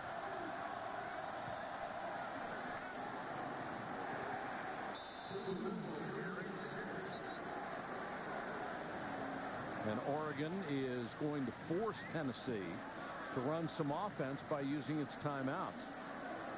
And they can stop it after 2nd down and after 3rd down and force a punt. This is where a young football team, they just changed the scoreboard. That is their 2nd timeout. But this is a learning experience here for Tennessee's young football team. And the focus that you have to have. And you can't get distracted. You have to assume and expect there will be ebbs and flows, ups and downs through a game, especially when you're playing the 7th-ranked team in the country.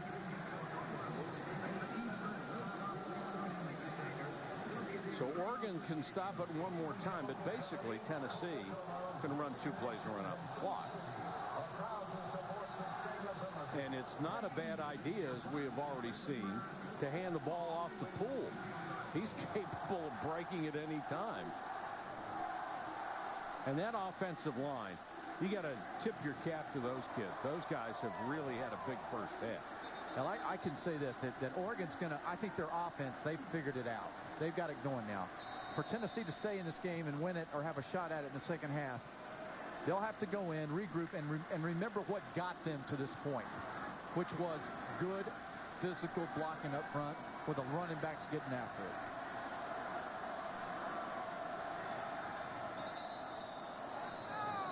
Poole, and they're going to blow this play dead. I sort of thought Oregon had it figured out last week when they got 720 yards. Well, they had a long ways to fly, Before the right? snap, false start, number 71 on the offense. 5-yard penalty, remains 2nd down. That's only Tennessee's 2nd penalty of this half. And it's the first offensive penalty that they've had of the game. So, well-played game. Absolutely.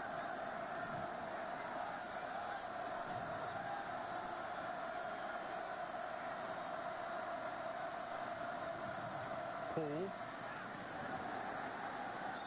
And again, Tennessee does not have to do anything. They do not have to throw the ball to try to run the clock down. Oregon, that's their final Oregon has just used this last This will be a time. 30-second timeout.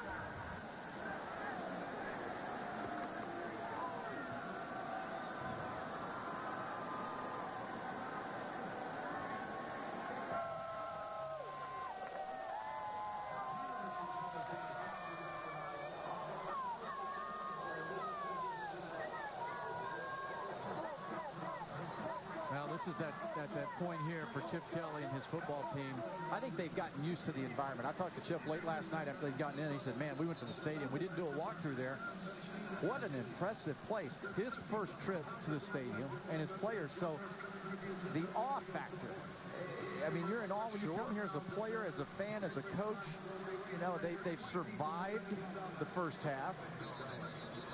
And then you really don't get the full impact until you walk in here and there's 102,000 plus all wearing orange, and what looked enormous the day before is now incredibly imposing on top of it.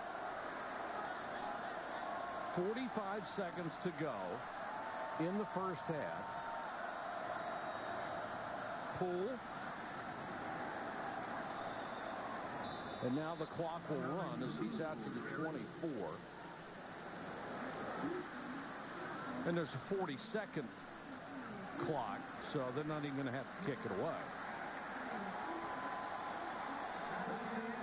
And Tennessee will get an ovation from the home folks, and they deserve it. They have played number 7 Oregon to a standstill here at home. And we'll go into the locker room at 13-13. Let's check in with Shelley. Coach, basically you dominated this first half, yet you go in tied. What's your thinking now going into halftime? Well, we didn't execute the last 3 minutes of the half. We go 3 and out. We do a bad punt. We get a personal foul, just dumb football, and so we're tied. But, hey, it's a tied football game. They got a great football team. We got to play 30 more minutes. Offensively, you were able to run the ball well. Why?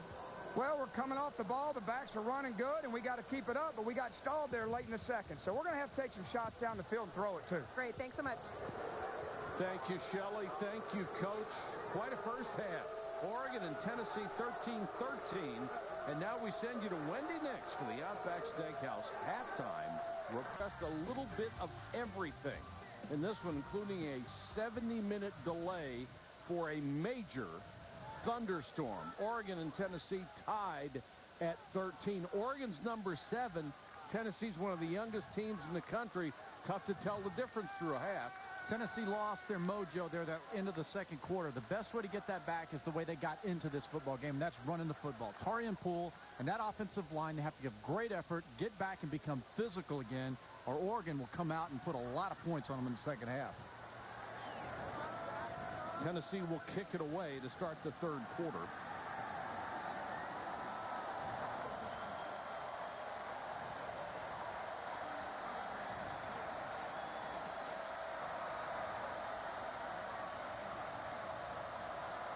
And 102,000 plus. Hoping to see the same thing they saw in the first half. A young, aggressive Tennessee football team taking on one of the best in the nation and playing them to a standstill. Kenyon Barner from the 2. And a flag down as he is taken down at the 16-yard line. Going to back him up even further. Herman Lathers, the starting outside linebacker, down on special teams.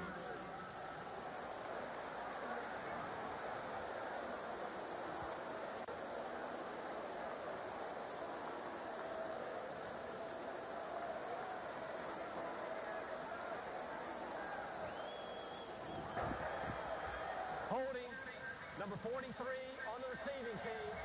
A penalty of half the distance to the goal. First and 10. Bryson Littlejohn called for the hold. Here are the numbers on the first half. They evened up pretty well. Tennessee still with the advantage, though. 244 yards to 200. Most of them in the rushing department. 168 yards rushing for the Volunteers.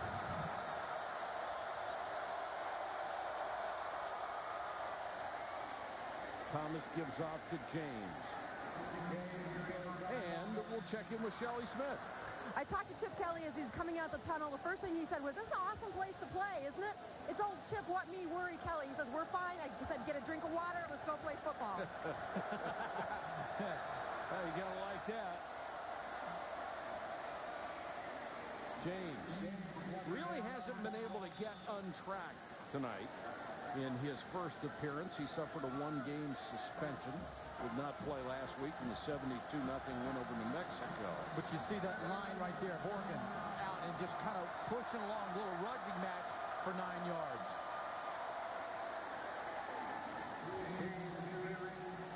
James again out to the 21. And that will move the chains. Yeah, and you know what? Methodical, patient.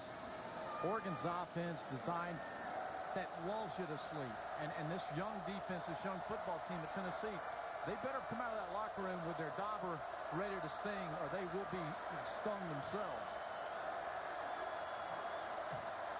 Thomas at the 15-yard line takes the snap under pressure, throws to his tight end David Paulson, and Paulson will pick up 7, maybe 8 yards over the middle. And Thomas was really drilled as he just stood in the pocket. Malik Jackson, number 97, had a beat on him. You know what, Darren? Thomas has definitely played well. He's passed the muster of the first half in this crowd. James. He's out to the 35. That's another first down. So, you know, that was one of the concerns that they had on the road. Chip Kelly talking about great atmosphere to play in. So they've gotten all that behind them. Now they can come out and execute. James again. Reves had him by the ankles and then got help up to the 40. And both ran, and Carson York, the left side of that veteran offensive line, starting to move some people out of there. And that's Lathers, the linebacker, who was slow to get up. Tennessee coaches said there's no way that we can allow Oregon to methodically run the ball down the field and beat us. They have to beat us with the pass. This is not a good start. No, this has been a very methodical march so far. Our coverage of Major League Baseball and the hunt for October will continue. On Sunday Night Baseball, the Cardinals take on the Atlanta Braves and Jason Hayward. Sunday Night Baseball presented by Taco Bell, part of Lee Jeans. The hunt for October on ESPN and ESPN3.com at 8 Eastern. The Cardinals may be slumping, but you will be watching the best hitter in the game, Albert Pujols.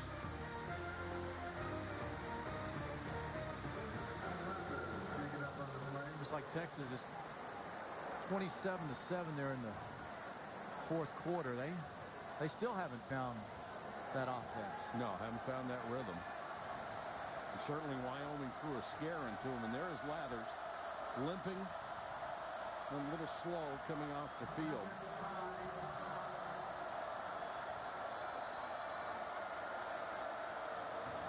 Savion Frazier, number 43, has taken his place in the lineup.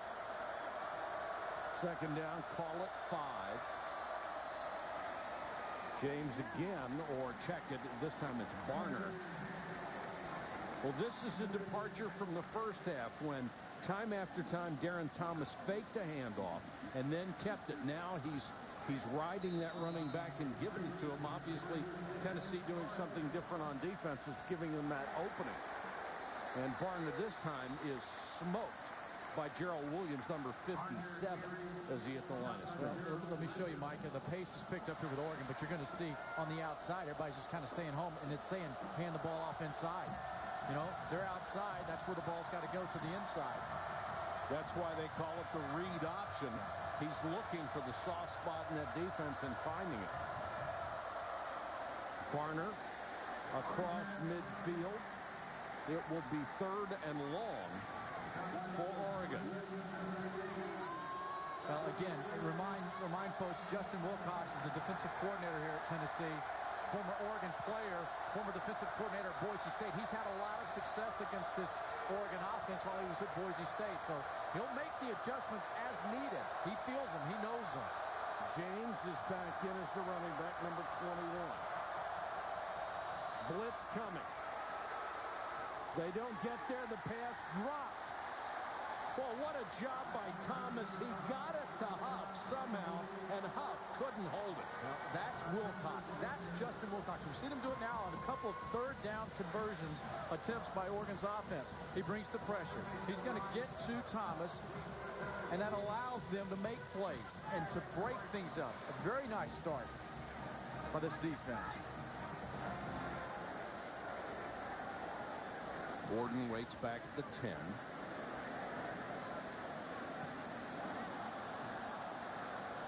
And Oregon will be able to down it at the 6-yard line. Tennessee 94 yards away as they take possession after a 43-yard punt. We're tied at 13 in Knoxville. Keep feeling fascination, passion burning, love is so strong.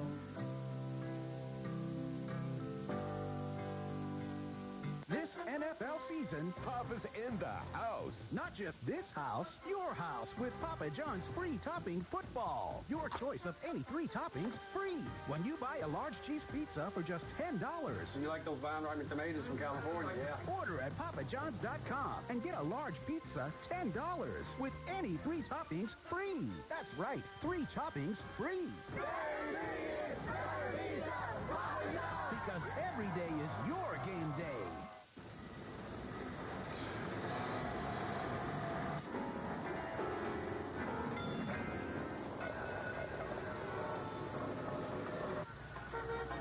With deposits in your engine, it can feel like something's holding your car back. Let me guess, 16. Yeah. That's why there's Castrol GTX, with superior protection against harmful deposit buildup. Don't let deposits hold your car back. Get Castrol GTX. It's more than just oil. It's liquid engineering. I'm a Wrangler guy. Always have been, always will be. I was wearing Wranglers long before I went pro. And I've stuck with them ever since. They just fit the way jeans should fit. Relaxed and comfortable. That's my Wrangler story. What's yours? Wrangler 5-star premium denim jeans. I gotta say, nothing beats Wrangler comfort. For long-lasting comfort, the right choice is Wrangler. Wrangler. Real, comfortable jeans. You are faithful. You wear your colors with pride. This is your place.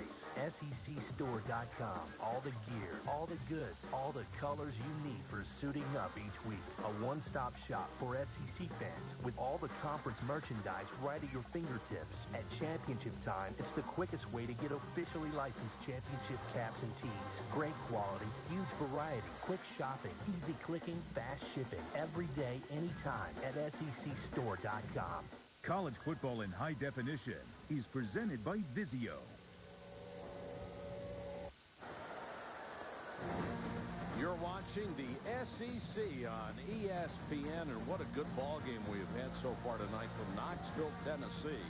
Number 7, Oregon, tied with the Volunteers at 13. Tennessee takes over at its own 6. Torin Poole is the single setback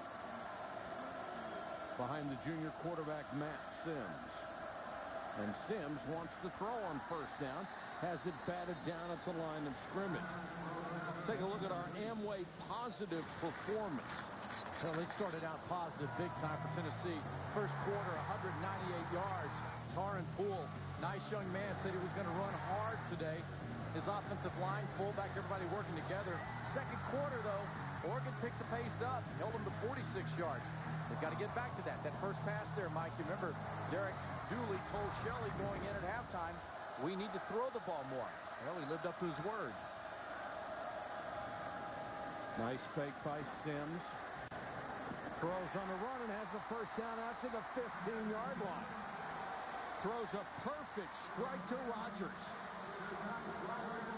Well, I'm sitting up here and I'm seeing the field from way upstairs, and I'm seeing tight ends wide open, hit him on the drag, but Matt stays with his first choice out there in a bullet. Now, Zach Rogers, remember, the last time he was thrown to on 3rd and 5, he didn't finish the play. He does this time. Gets Tennessee out of a hole. They'll start this series from their own 20.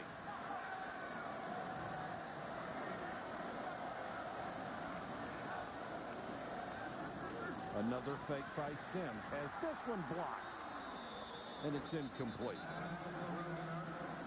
One of the things that was so impressive about talking to the Tennessee players, we got to sit down with Torin Poole, with Matt Sims, with Reves. Just unfailingly pleasant, intelligent young men. It was really nice to be around him. Yeah, Derek Dooley has a plan. He's a businessman, a business approach to this. And he will be methodical, but he'll walk into homes of a lot of moms and dads with good players and convince them that Tennessee has tradition, which it does, and that they have a chance to come play and play soon. Oregon shows blitz, and they come with it. Throwing the flat to Poole is too high. These last two plays, throwing the football, Matt Sims has thrown through bodies, right? And I bet his dad, I'd love to hear his dad's words on this. Move a little bit and get your vision where you can hit your receiver. Matt's locked in on his receivers right now and really not paying attention to the guys in front of him. They have come out throwing. Sims right now 8 out of 15 on the night, one of his last 5. And he faces a passing down here.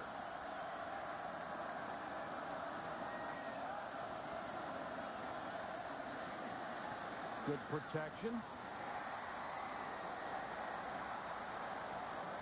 It's going to be shy of a first down, complete out to the 28. But you saw how he moved around there. He felt that left tackle was pushing this guy up deep. Matt worked his way up in the pocket. Strong arm, good throw to the outside.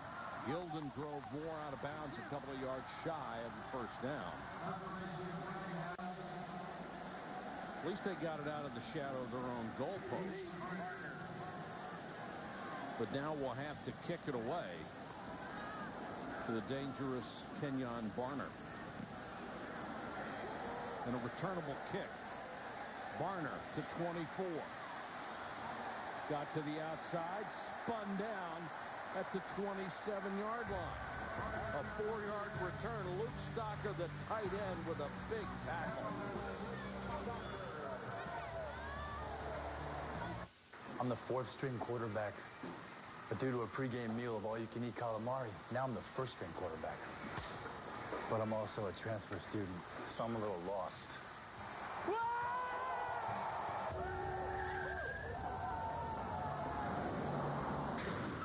And if you've got cut rate insurance, your jacked up rates might make you sick. So get accident forgiveness from Allstate and be better protected from mayhem. Like me. Dollar for dollar, nobody protects you from mayhem like Allstate. First is the first 4G phone. First is live video chat on the go. So you can be face-to-face, even when you can't be. Whether you're on 4G, 3G, and of course, Wi-Fi. First lets you stream live video to the web in 3, 2, 1. What will you do first with Evo? The first 4G phone. Only from Sprint, the Now Network. Today is the day. The day I ignore the voice of reason. The day I talk to the girl from accounting. The day I ditch the bun and demand 2 meaty fillets, 2 slices of cheese, and 2 pieces of bacon. Yeah, I said bacon.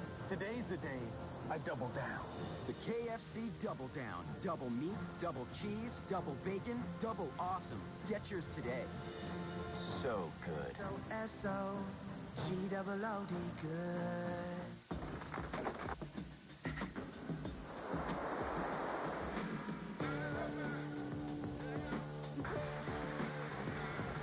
It's like a blast of hydration to your face.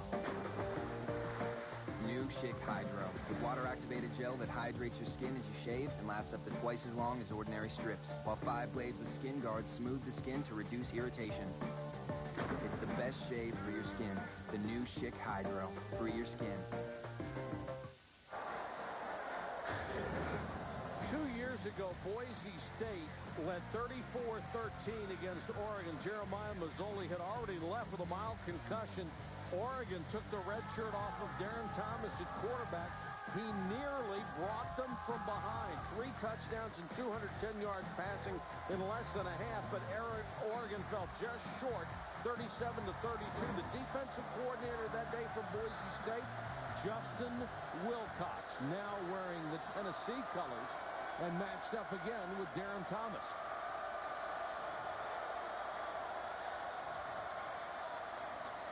James trying to get to the outside, looking for a block.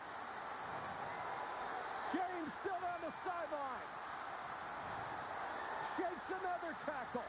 James, touchdown. What a run.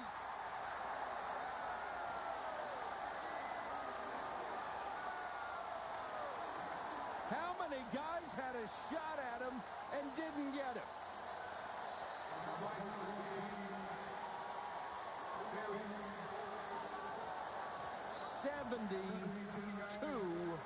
yards.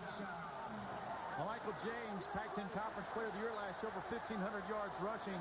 They're going to see if he stayed in bounds going down. But the first half, you asked the question, Mike. You said, you think James is in it? Is he laddered up? Is his rhythm there or not? Maybe not. You know, he set out that first game with a suspension. Now he's got a lot of orange shirts chasing him. Outruns the speed of that secondary. Didn't look like he walked out of bounds there. Stayed in so far. Another missed tackle there. Thompson linebackers got to wrap up and bring down a 175, 180-pounder. No excuse for that. Good things come in small packages, and it looks like he just stayed in bounds. His first 13 carries is under further review. First 13 carries, James had 52 yards. That one went for 72, and that's a backbreaker. Well, I think what it is a reminder to your football team, this young team, that you got to play every snap. That's why they're number 7 in the country. They play every snap. And you're not going to see anything that says he stepped out of bounds, I don't believe. No, there's no indisputable video evidence. Nothing even close. He's in. Green in between sidelines and shoes.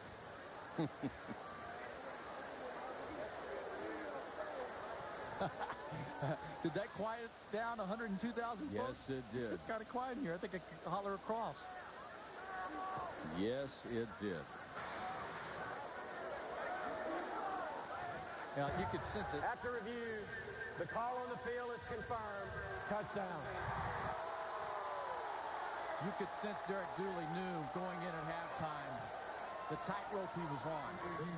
And understand, trying to convey that to his football team. LaMichael James was 9th in the country a year ago, set a Pac-10 freshman record, 1,546 yards. This is his first action this season after being suspended for the opening game. The point after is good, and Oregon has its first lead of the night.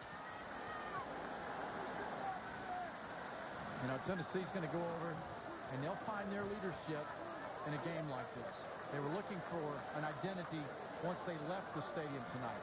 I think you've just got a chance now for somebody to step up. Matt Sims, some of these players, Tarnan Poole, step up. Somebody, even though the offensive line, 5 brand new guys up there, including 1 true freshman at right tackle. So they got a lot of youth and a lot of learning going on. But go back to the first half when Tennessee was so successful just using the size of that offensive line and mugging the Oregon defense up front. Can they do it again, or will Oregon's adjustments force them to come out throwing like they did on that opening series? Well, the first quarter, Tennessee rushed for 133 yards, and since then 35. So I would say that they've settled in, and now there's going to have to be some passing adjustments. You know, Dooley said we got to throw the ball a little bit, have to loosen them up. The best run of his career, 72 yards. And it was better than just 72 yards. It was a beauty. Moore and Oku are deep for Tennessee. Oku. Nice return out around the 26-yard line. Tackle by play is the first and 10 Tennessee. Sims will lead him out. Again, I know they want to throw the ball some, but it's still a team that's run, play action. And that's helped them in this game. It's kept them in the game so far. Oku stays in the ball game as the tailback. He'll get it on the draw. And fights his way up to the 30. You know, Wade Kalekepe made the tackle. One of the trademarks of Nick Alioti's defenses is that he might give up some words, right?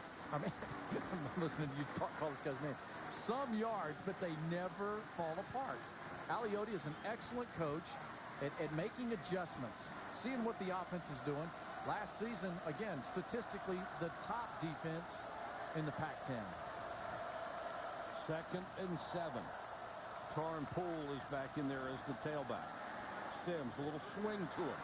Poole with a block. Across the 40. 42, 43, fighting for more yards. Dallas Thomas out in front with a nice block. And that was a good swing pass by Matt Sims. Absolutely. You know, what a job of inside leading Poole down the field, allowing the momentum of the ball carrier to keep going. Now, we've seen a number of times when these defenders have gotten in Sims' face. Look at that. Just leads him down there. Doesn't throw into the defender.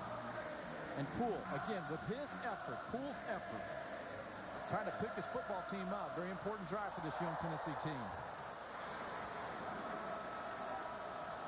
Fresh set it down from their own 44-yard line. Sims, pressure from behind and overthrows. Stocker had his senior tight end open down the near sideline and missed him, and he was getting ready to be unloaded on by Brandon Hanna. Stocker on the left side, left tight end, left side here on this. You'll see the release that he has. Fakes a little bit of a block, clears there, but the pressure. Left tackle. Dallas Thomas, only his 2nd start. So, again, a sophomore, young, a lot of upside. But he's going against the motor over there. I mean, Hanna's a junior, and he's coming. Ineligible receiver downfield. Number 88 on the offense. He was covered up by the wideout. 5-yard penalty. Repeat first down. So it wouldn't have mattered if Stockard made the catch anyway because one of the wide receivers was up on the line of scrimmage and effectively made him a tackle instead of a tight end. But there were really two receivers open. I mean, they've got to throw the ball and complete the passes, but they can't get away from that ground game. They've got to get back to being physical inside. So 1st and 15.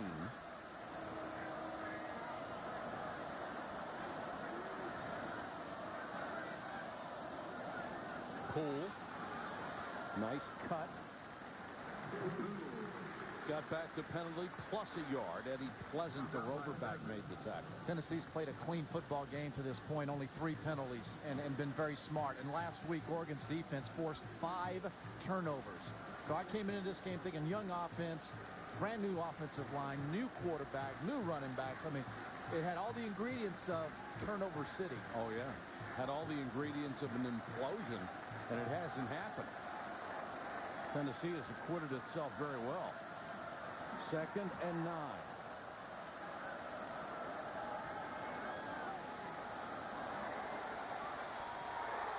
Complete to the 25. Sims hung it up for Zach Rogers, and he made the catch. Sims didn't get greedy there. He just wanted to make sure he was going to complete that baby. Well, it all starts up front. The blitz comes, pressure from the outside. Juwan James, right tackle, the freshman, nudges his guy, keeps Sims free, and then how about Rogers? After the drop on 3rd down, now back-to-back focused and completing 2 nice plays. They have always had receivers down here who can run. Got a trips formation set up this time to the right. And they're going to whistle this one dead.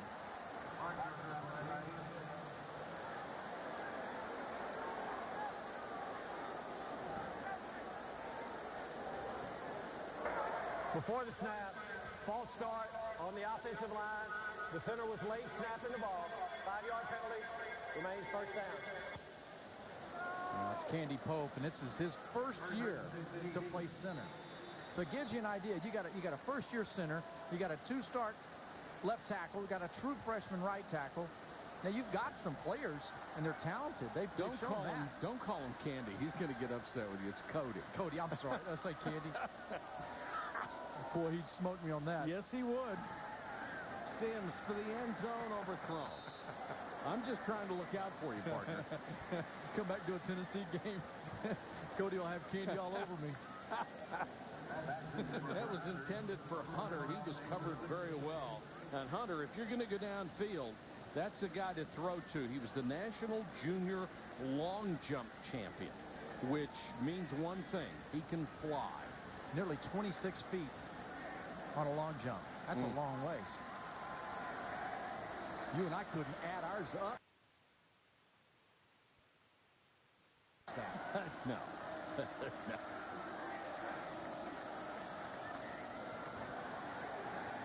Pull horse collar as he got to the 27-yard line. And it was Brandon Bear, number 88. Now, let this run for you full speed. Won't stop it, but look at the backside pursuit of Oregon's defense. And this is how you stop the running game. Top of your screen. Watch the pressure. Watch how they get to the football. Downhill. No cutbacks allowed. I mean, there was just one option for that runner. Well, you always hear about how many guys they have in the box.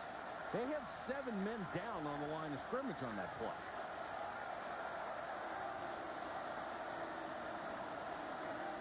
Three wide receivers to the right again. Oku comes in. Blitz coming against Sims. And this one is going to be picked off. This could be a touchdown, 75 yards. And it is. Cliff Harris. Sims threw it late, and Harris was right there to snatch it out of the air and go for the touchdown.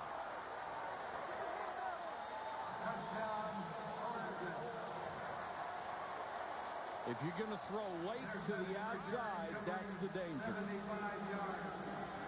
You can't know not to do that unless you've done it and you learn from it. And all a result, Nick Aliotti dialing up pressure against the run pressure. And in the passing game, the blitz to put pressure and just kind of sucked him into it. Beard for the point after. There's movement up front before the snap. Sims was late, and Harris, the sophomore, broke and was right there for the pick. That's the young man who had 2 punt returns for touchdowns last week. False start, number 77 on the offense. 5-yard penalty. We'll play the try. It's going to be Cody Pope, the center.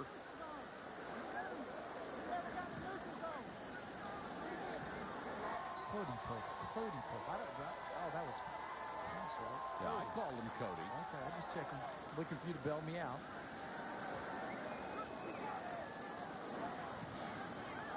Beard for the point after. So Tennessee with a very impressive drive ending in a disaster. I watched Sims in the spring, and he threw 2 pick sixes in the practice I was there to Jansen Jackson, his teammate. Sometimes he's got too much confidence in his arm. He's one of those kind of players, thinking I can go ahead and muscle it, get it out there. But at some point, you have to realize these guys are really good, too, on the other side. You just can't take that chance. On the receivers, there's not a lot you can do there. And when the ball's up there floating like that, work your way back if you can. But by the time he turned around, the ball was on its way. And Harris recognized the ball in the air, made the move to it. And Harris is out there playing zone, and he can look into the backfield and just watch the throw the whole way. And there is the rookie coach and the rookie starting quarterback.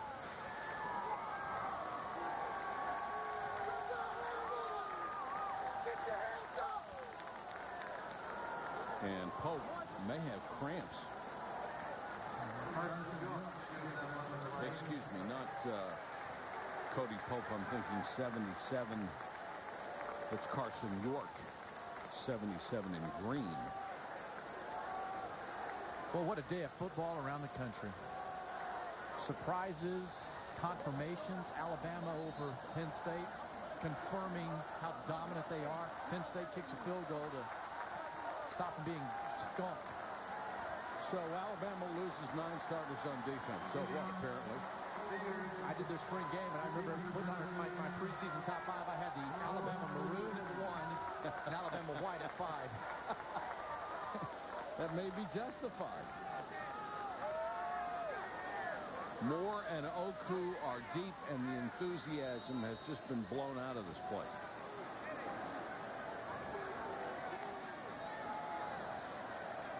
Well, deep in their hearts, though, Tennessee fans have to have some appreciation for their team, the way they've come out and stayed in this game. The team that scored 72 points flew in from the West Coast, and they've got a lot of offense.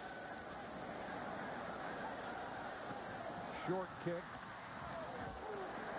Oku cut down at the 27-yard line. Chris Berman will join Tom Jackson, Keyshawn Johnson, Ron Jaworski, Mike Ditka, NFL Insiders, Chris Mortensen and Adam Schefter. And we'll get you all the news and updates around the National Football League right before kickoff. It's Sunday NFL Countdown, presented by IBM on ESPN tomorrow morning at 11 a.m. Eastern. And our congratulations to Chris Berman and his induction into the NFL Hall of Fame. First man ever in the history of broadcasting to host an NFL show for 25 years. Way to go, Boomer. Flag is down, so it is Torn Pool. Berman broke out a mustache this year, didn't he? Somebody was telling me. I haven't seen him. I haven't Old school mustache, yeah. Haven't seen that one. I'm used to seeing his commercial where he lost it all the weight. Well, he'll have more hair on his lip than he does his head if he did that.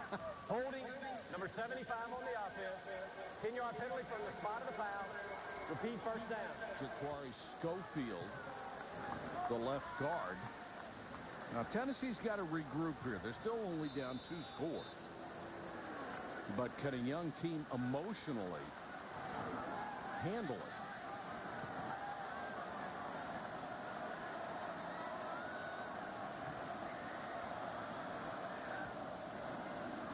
Poole on the draw. And Oregon certainly has adjusted well defensively. Let's check in with Shelley. The wind has really been taken out of these players, the Tennessee players here on the sideline. That last interception and touchdown, they were close. They had a lot of belief in them. Right now, they're fighting hard to summon it up. And you know, as a player, it's hard to say you don't have the seniors out there to really lead you and get you picked up and make them understand you're only 2 scores down.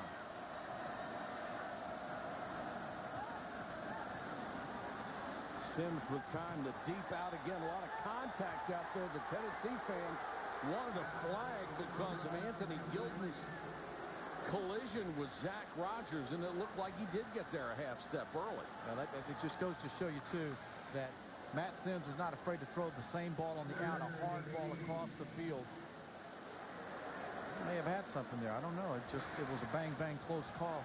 But, yeah, the execution part of it. Make your reads, run your routes, do your job.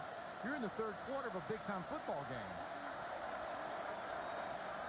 3rd and 18. Oregon will come with only a 3-man rush this time. The screen, nothing doing. Zach Clark sniffed it out, and they'll lose more yardage. Now, this is Nick Aliotti again. Just a great defensive coordinator. Been around a long time. Dropping bodies out of there. He's going to pull out, and there's going to just 3 rushing. Only 3 rushers. So they're set up nicely underneath to cover for a screen. Plenty of bodies to get outside. Cunningham will punt to Barner.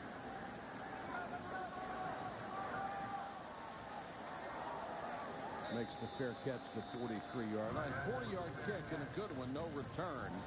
And Oregon, the nation's number 7 team, has taken command here in Knoxville.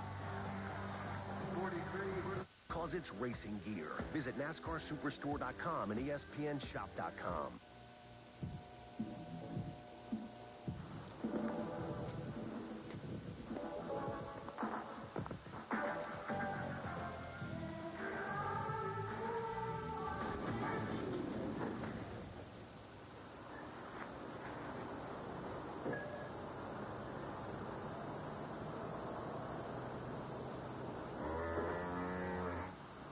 The new spicy chicken sandwich, now at Chick-fil-A.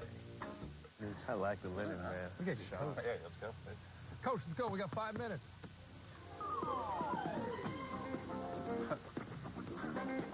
I love the Penn State whiteout.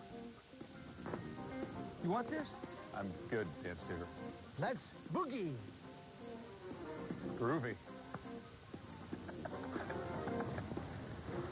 ESPN College Game Day, built by the Home Depot. Saturdays at 9 a.m. on ESPNU. Continues at 10 a.m. on ESPN. Come be legendary at the Gold Rush, where customers have enjoyed the laid-back neighborhood vibe for over 30 years. The Gold Rush is the perfect spot for any personality or mood. The long bar is the main attraction, while the blue room is a little quieter and more laid back. Either way, you'll get the same great food and service. The menu at the Gold Rush is eclectic. This isn't your everyday bar food. This is some of the best you'll find in the city. So head on over to the Gold Rush any day or night. We're open almost all the time. The Gold Rush, Ellington Place, Nashville. What is it about this team? Every night, it's a different hero. A lot on the line for these two teams, and it's a game that's got intensity written all over. Welcome to SEC Gridiron Live. It's time to talk SEC football. Tune in, log on, and sound off. All of us are probably going to shed a tear or two when we realize that we're not going to see Bobby Cox leading this Braves ball club anymore. And the Braves are going to win it! This is unbelievable. It is 27-13. Oregon over Tennessee. Now let's take a look at our FaceTime profile. Brought to you by Edward Jones.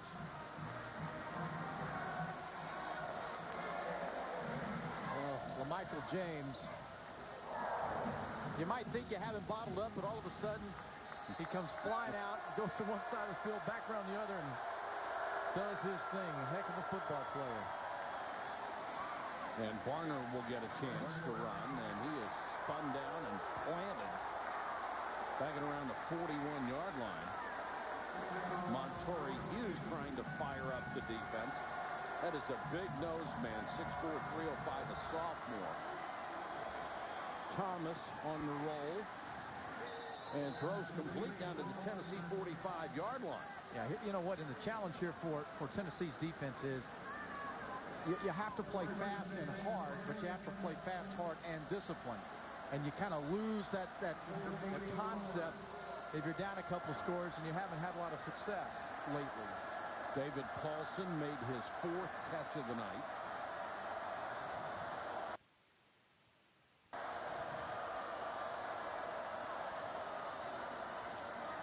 Thomas. And that's incomplete out of bounds. Boy, Thomas is an impressive-looking quarterback, isn't he? You know what? Watching him in the spring, how he competed with Nate Costa. Costa's a good player, too. And you know, people just didn't know really for certain who Kelly was going to choose. And Thomas is a cool customer. Throws very well. That one is incomplete. May have been tipped and was well behind his intended receiver, Brandon Williams. Chip Kelly came out of nowhere. You know, he's a Boston area guy from New Hampshire. All of a sudden, Gary Crowton, the genius who was at Oregon. Mike Bellotti had to hire a new OC.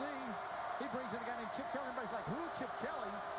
Boston playing in Eugene, Oregon has been very successful. He knows how to take care of quarterbacks. And he came from a system where they threw the ball 60 times a game at New Hampshire. This pass too far for LaMichael James as Thomas was racked up. Darrell Vereen was coming on a blitz and drilled the quarterback. So, you know, Chip Kelly, when he picks Darren Thomas, he's got a feeling. Nobody knew who Jeremiah Masoli was before he picked him. Right. You know, so Dennis Dixon was an All-American. They were close. He gets hurt. They're close to playing for a national championship game. If not for his injury, they probably beat Arizona out there a few years ago. So they're just some guys, coaches, who know how to handle and motivate and teach to the level of a player. Eric Gordon lets the ball go, and it's down by Oregon at the 6-yard line. Jeff Mayo, the wide receiver, down on special teams after a punt of 38. Let's take a look at the Associated Press top 10 and how they did this afternoon and tonight. Alabama with a win. Miami gave Ohio State some trouble, but the Buckeyes do win it. TCU over Tennessee Tech. Oregon leading Tennessee. So if this score holds true, everybody who was playing in the top 10 is going to win. You know who lost on there today? Number 3, and they were idle. Didn't they? Boise State did because Virginia Tech lost. And the computers will kill them for that. And I think, you know, voters, Boise State, I understand their fans, they feel like everybody's out to get them. That's not the deal. You have to look at who have you played. Well, they beat a team that's 0-2. James Madison convincingly beat Virginia Tech, more so than Boise State did. So, hey, it is what it is. They knew the situation they were in. It's a very fragile, delicate matter that they were working on. They're a great football team. Boise State's a really good football team. Fragile is a great word for their situation. For them to finish in the top two, almost nothing could go wrong. They did the part they had to. They won the opening game against Virginia Tech, but it's not only who you play and beat, it's who your opponents play and beat. And when you're one big-time opponent in game, the luster's off the rose. To James Madison. Exactly. Big play here. Third, about a yard and a half. Poole got the first down. And Tennessee's margin for error is getting slimmer and slimmer the longer this game goes along. Great call. Run the football. Get the pad set again. It looks like Poole's in there right now. He's trying to get that motor going again. I mean, Tennessee, this is the third quarter. And this is what Derek Dooley has to be stressing. He's the senior. He's the leader of their team. He doesn't have someone in pads right now that can go around the huddle and tell them, remind them where you are and what you're doing. And Poole is having quite a game. 163 yards on 22 carries. And Oregon's defense is adjusted beautifully. They come on the blitz, and down goes Sims. Zach Clark came from the inside, and Vaseko Lacombo came from the inside. Yeah, and you know, it's and Jared Shaw, 74, gets beat on the inside. There's just a lot of speed up there. 99, Zach Clark, high motor guy. A lot of good players on that Oregon defensive line. And Nick Aliotti dialing up a little corner pressure for them. So you just got to expect that. You got to play every snap. Second and long.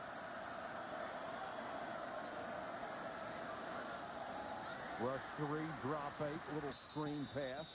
The swing to Poole. He's taken out of bounds back near the original line of scrimmage, so it'll be third and about 10. And you know what? So many times, and we were talking about this in our production meeting, you talk about the offense when we're doing a game a lot. We're heavy-handed, and many times we need to be thinking more about the defense. If the play didn't work on offense, it's not that they didn't do their job. The defense does a great job. They've got 11. They've got good players over there, too.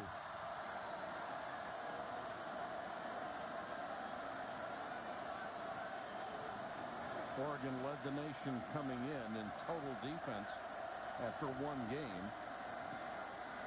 Sims airing it out. Jump ball, no.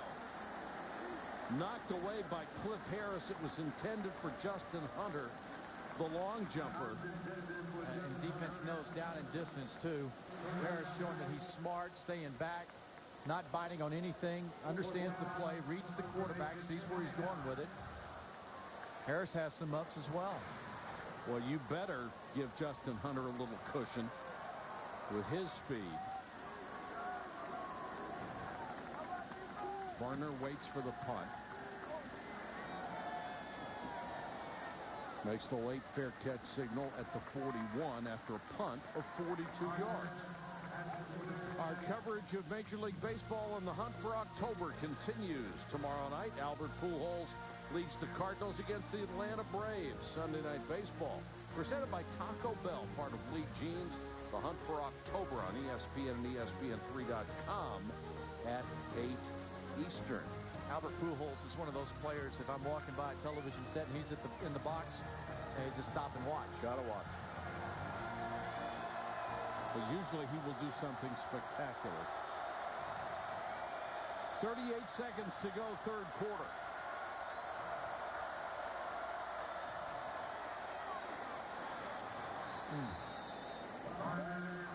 And Oregon trying to salt this one away. And now they've got Varner and James in there together. And they can run those fly sweeps. Jet sweep, fly sweep. It gets around the corner pretty quickly. Yes, it does. And when you have two players, Varner and James on the field at the same time, woo, pressure.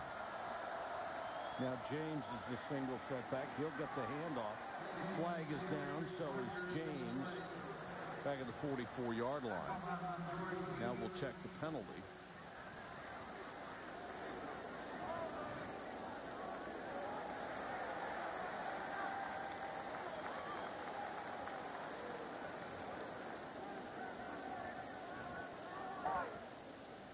40, number 77 on the offense. 10-yard penalty from the previous spot. Repeat second down. Carson York.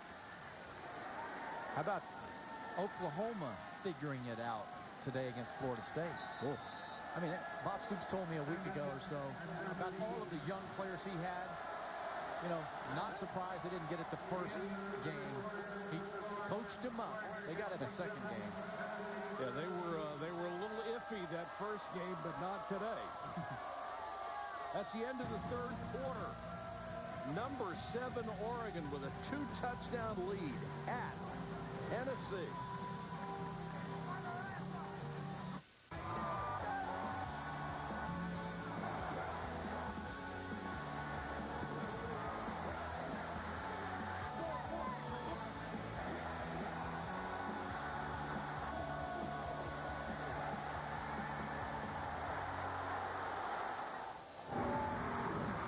Ready to start the fourth quarter here in Tennessee, where number 7 Oregon, trying to go 2-0, has come from behind to take a 27-13 lead over the Volunteers.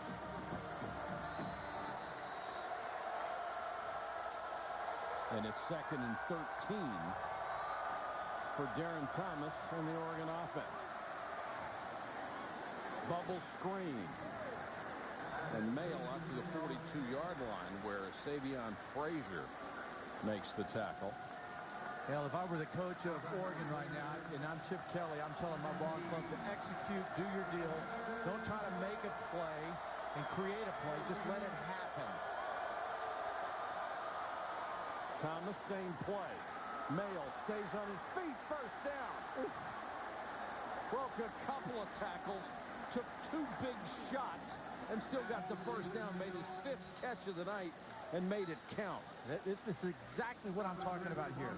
The play happens because you're doing your job and you're giving great effort. Mail on the outside, the senior, catches a ball, and when he starts up the field, the broken tackle allows him to pick up an additional 15, 16 yards. So tough running, taking what the defense gives you. Thomas gets in the ball, and he's down the field. Broke 2 tackles, otherwise he doesn't get the first down, and they've got to give up the football. James picking his way through the line, down to the 33. If I'm coaching Tennessee and Derek Dooley, I tell my team we've got 1 more quarter to play tonight to get better. Let's win the quarter. Win the quarter, young men. James now to 130 yards on the ground. 16 carries, and Oregon starting to impose its will on the Volunteers. James will get about a yard this time. Well, I don't, you know, as you look around the country, though, I'm not sure we've really settled the dust on a lot of teams and who they are and what they're going to be. It's just not yet. No, we really haven't. But Alabama and Ohio State look pretty good, don't they? They do. 1 and 2. They certainly are comfortable at the top.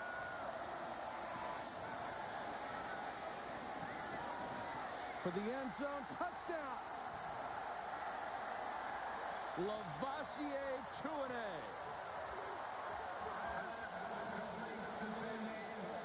And that one just got there. Art Evans looked like he had a shot at the interception. Instead, it's a touchdown. It's almost like that Evans just misjudged the ball. Like he thought he had the interception coming his way and just misjudged it as it's going through. Went through his hands. Didn't quite go up and make the play on it. So the veteran, who's normally a calming influence, just a few inches short.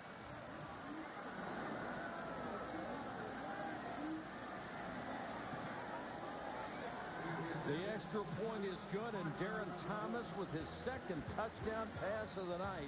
He is now thrown for over 200 yards. And Oregon is up by 3 scores with 13:28 to go. That penalty is declined. The try is good.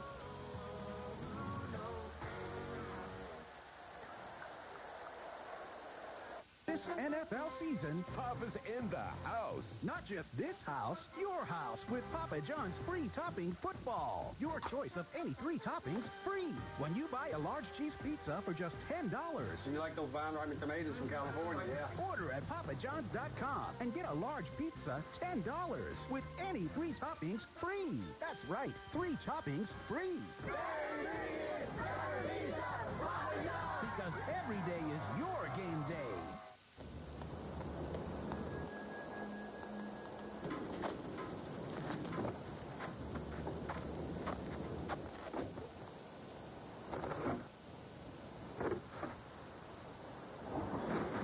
An accident doesn't have to slow you down. From new car replacement and guaranteed repairs to accident forgiveness, we do all we can to help you move on. Liberty Mutual Auto Insurance. Responsibility. What's your policy? What's up? Oh, my feet are killing me. You should get some custom fit orthotics. Dr. Scholl's Custom Fit Orthotic Center. It recommends the custom fit orthotic that's best for your feet. And foot care scientists are behind it. You get immediate comfort. And you could save a couple $100. For locations, see drscholls.com. You can always find a positive opportunity when you know where to turn. With Amway, there's opportunity to pursue another path, where products created for healthier living and the ability to own your own business can help you take steps toward economic freedom. That's the power of positive. That's Amway. To learn more, contact an Amway independent business owner. There's never been a rivalry like this in tennis. Chris and I, we would have both won more slams if it hadn't been for the other. The rivalry kept me in the game. And it made both of us better players. I had to compete against her, or I had to read about her. She was in my life every single day for 30 years. What if I told you your biggest foe can be your best friend? Unmatched. Tuesday at 8. Part of ESPN Films 30 for 30, presented by Cadillac. You are watching the SEC on ESPN. And we're here with 102,000 of our closest friends in Neyland Stadium in Knoxville, Tennessee. Oregon has blown this one open now. 34-13, but it was extremely competitive for a long, long time.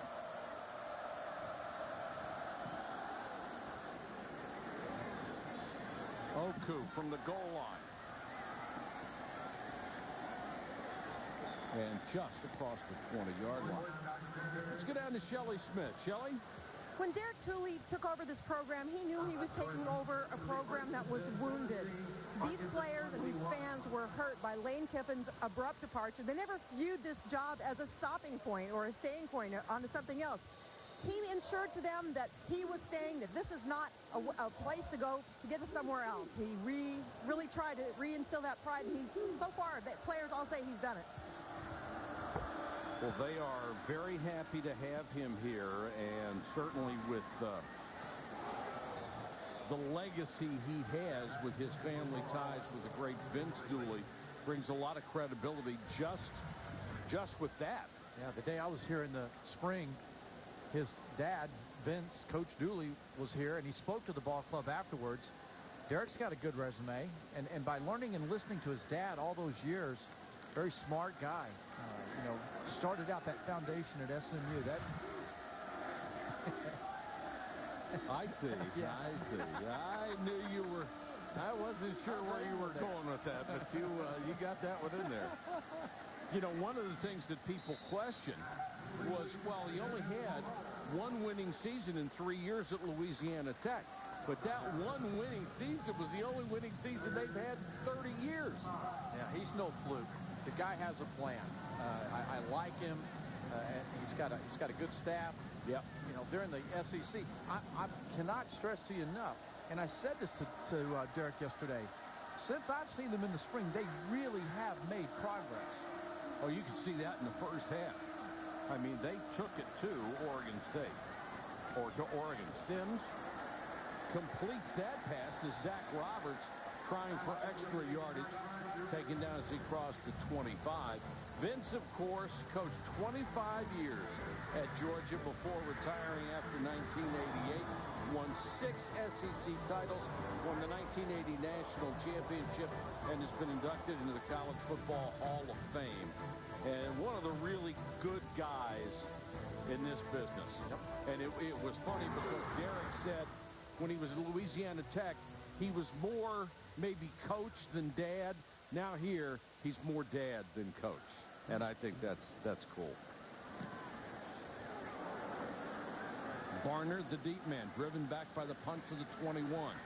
Guy's extremely dangerous. No kicker's going to slow him down. Kenyon Barner, 79 yards. His coach says he's the best kick return man in the country.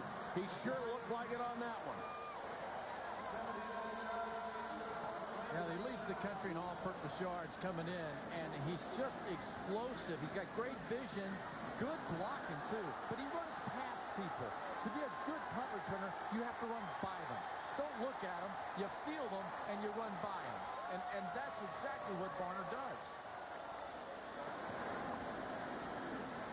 Officially, they will credit him with an 80-yard kick return.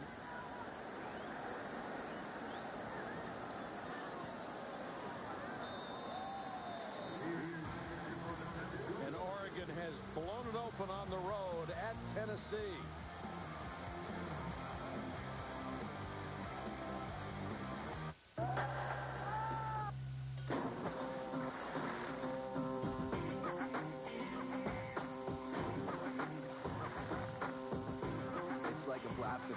To your face.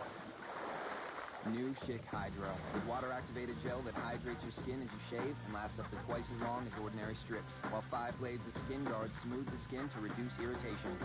It's the best shave for your skin. The new Schick Hydro, for your skin.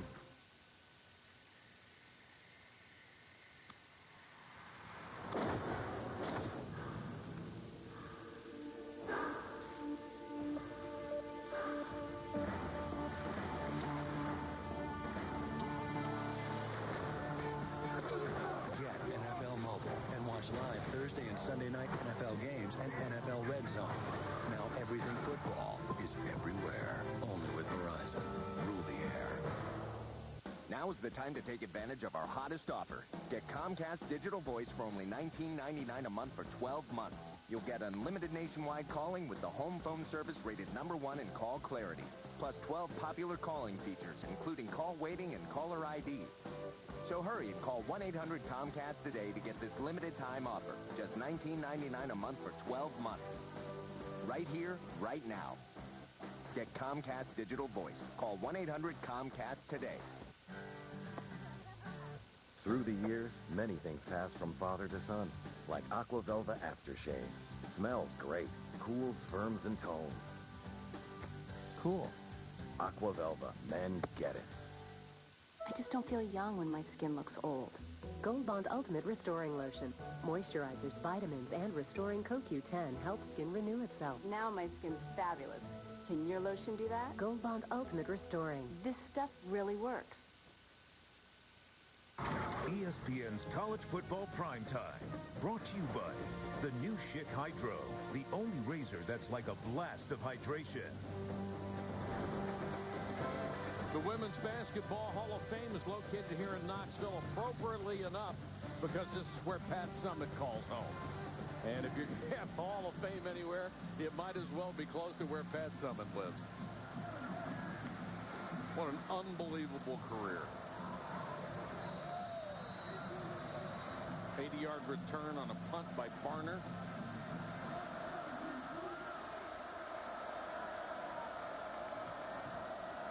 Denarius Moore and Eric Gordon are deep.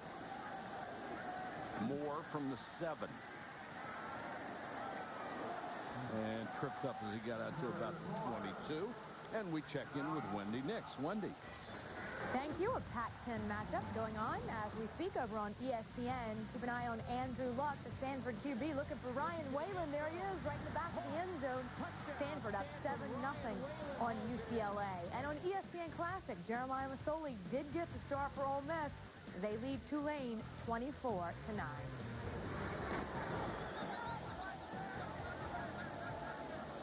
Tennessee starts from its own 22. And we've got movement up front. The left tackle, Dallas Thomas, got an early start.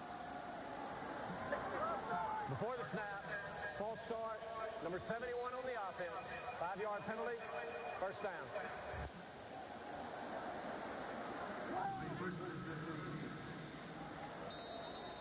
Yeah, we start talking now, getting ready for next week, and we get a chance on Saturday. We'll be Arizona State at Wisconsin. I look forward to seeing Wisconsin. I watched them today. Good football. Look pretty good. Powerful. John Clay. Love John Clay. Man. Poole dragged down from behind. Nice tackle by Brandon Bear. Derek Dooley, the rookie coach here, did get some fatherly advice on his new job from his Hall of Fame father. Well, he didn't give a lot of advice. You know, he kind of likes me to go in there and dive in and flatten my own wings. But he always said that you better prepare every day for a crisis, because this job is a series of crises. And if you're not ready for it, you're not prepared for it, you're not going to handle it very well. And being on the job at Tennessee the first 6 months, certainly that's held true.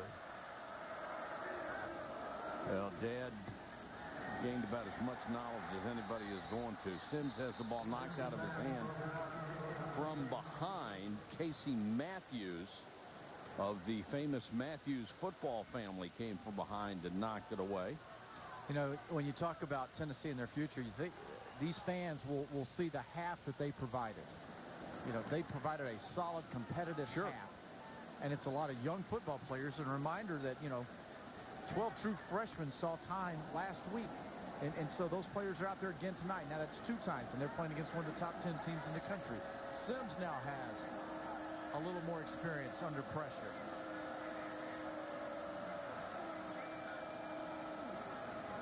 Oku in at tailback. Here comes the pressure again. And Sims is taken down. Certainly you got to give credit to Oregon, because the way they have adjusted their defense to what Tennessee was doing, they have been able to throttle the Volunteers offense after the first quarter and a half. You know what it is? It's execution. Running back that time, David Oku didn't come out on the corner coming off. And that's his job. That's his guy. So it blows up the play, gets someone hurt, and it's again, to be a great football team, you have to play every snap. Got a timeout with 10 minutes, 34 seconds to go in the game. We'll check on the injury when we come back to Knoxville. ABC's new fall show, Detroit 187. Get a peek at abc.com. Sandwich lady, 2 o'clock. Oh, hey. $5.50. Actually, we're all good today, sandwich lady. We love your chicken sandwiches, but Taco Bell's got chicken flatbread sandwiches for under $1. So... $5.50. No, $5.50. Under $1. You don't scare me. It's under $1, and not everyone's happy about it. The new chicken flatbread sandwich. Warm flatbread, flame-grilled chicken, and melty cheese. Only at Taco Bell. Why pay more? Dude, your car. Oh, that's okay. Here, watch it. Like a good neighbor, State Farm is there. Oh, hey, Ken. Whoa. That's my agent, Rich. Can I try? Yeah, go for it. Like a good neighbor, State Farm is there. With a hot guy. What's up? Good work. Who's also sensitive, He's the rescue. but has a dark side. Yo. Hello. Hey, dark side. Feet off the car. Find out what else State Farm agents can do for you at yagent.com. I have a drug problem. 10% of the world's medicine is counterfeit. Affecting over 1 billion people a year. On a smarter planet, we're building intelligence into things. So we can follow this medicine from the factory to the distribution center. To the pharmacy. And know it's the real thing. Keeping counterfeits off the shelves. In places like the U.S., Tanzania, and India, smarter medicine is safer medicine. That's what I'm working on. I'm an IBMer. Let's build a smarter planet. Hey, Prince, what do you think about trading me for him? I don't know, maybe. But what if I give you me and you for him? So I get us and you get him? Yeah. Well, I wouldn't trade either of you guys for anything. So there. Was that weird? Did I just make it weird? We'll see how they play it on ESPN Sunday Night Baseball.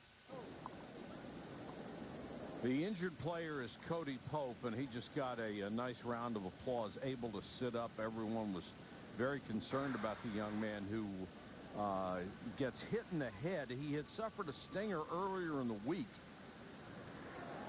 right in the middle of your screen, and he takes a shot right there and goes down. Didn't move for quite a while. He's 77. And his head snaps back. Here, really, he went down like he was knocked out. Yeah, it's a tough shot because you're just not even close to expecting it. No.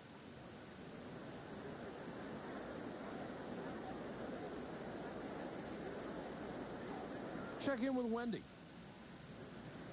Thank you very much. Time for Sports Center right now on ABC.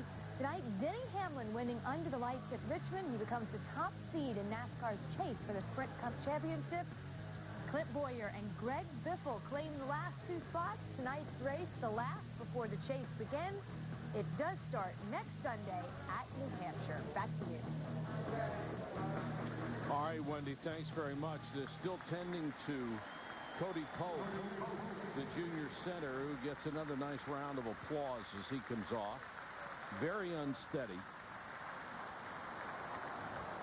And sometimes you just get hit under the chin, and it's lights out. He is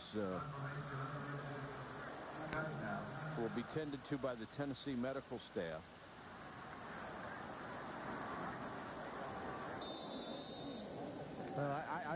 I'm sure there's been some coaching up on special teams coverage now. What do you think?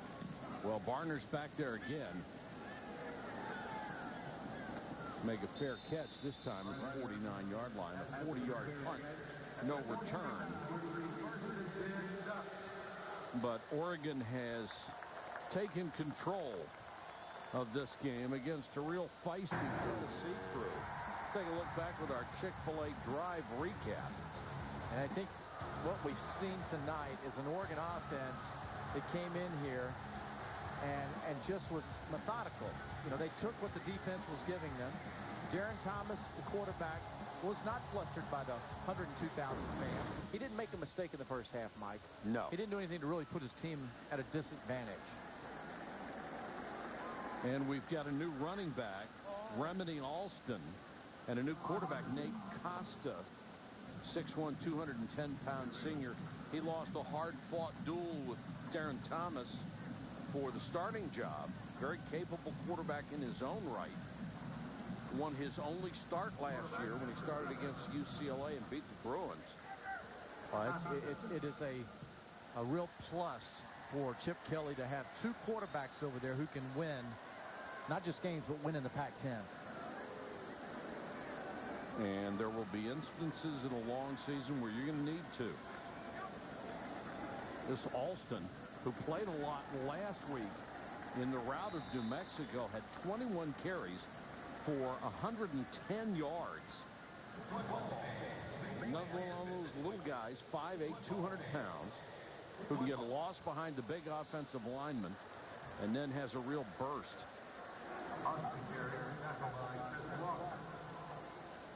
First and 10. Correct.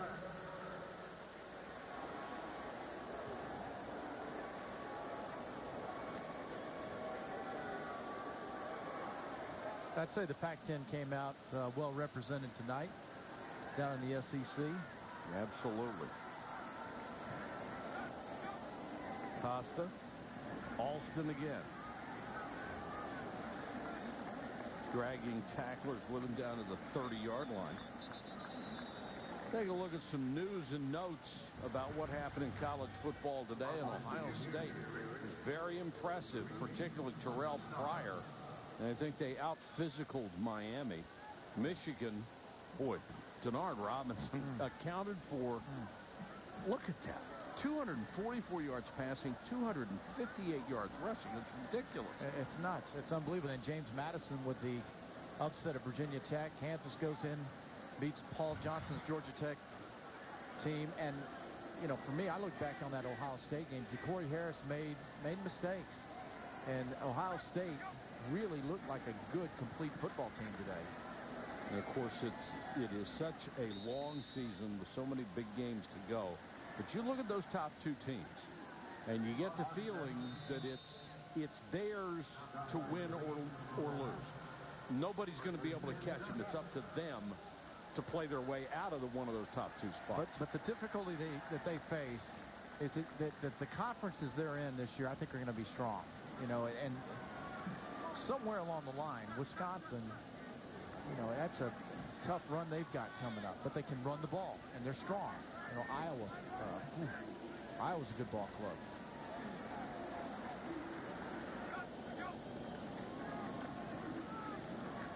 Once again, Alston. He's inside the 30. Wanted to pass along a funny story with Nick Gervais, the middle linebacker for Tennessee. Everybody throughout his career has always assumed this is a kid who would be a kicker because his dad, Fuad, was one of the best kickers of all time. Said his dad actually took him out once and said, all right, let's see if you can kick a football. Took him out in the field, couple of trees, gave him a football and a tee. He said, I took 3 steps back, 2 steps to the left, and shanked it. Then when he went to high school, one of the coaches said, hey, you're Fuad Gervais' son. You have to be able to kick. Said he took 3 steps back, 2 to the left, and shanked it. And those are the only 2 times he ever kicked the ball in his life.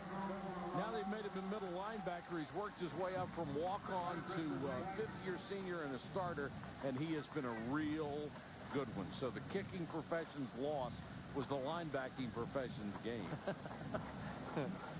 And what a nice young man. Lane Kiffin, when he was introduced as the coach, they said, we want you to meet Nick Gervais. And he said, oh, you're the kicker, right?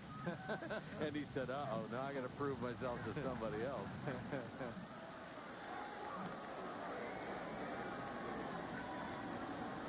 Man, it's almost, you forget we had a 70-minute rain delay, lightning delay.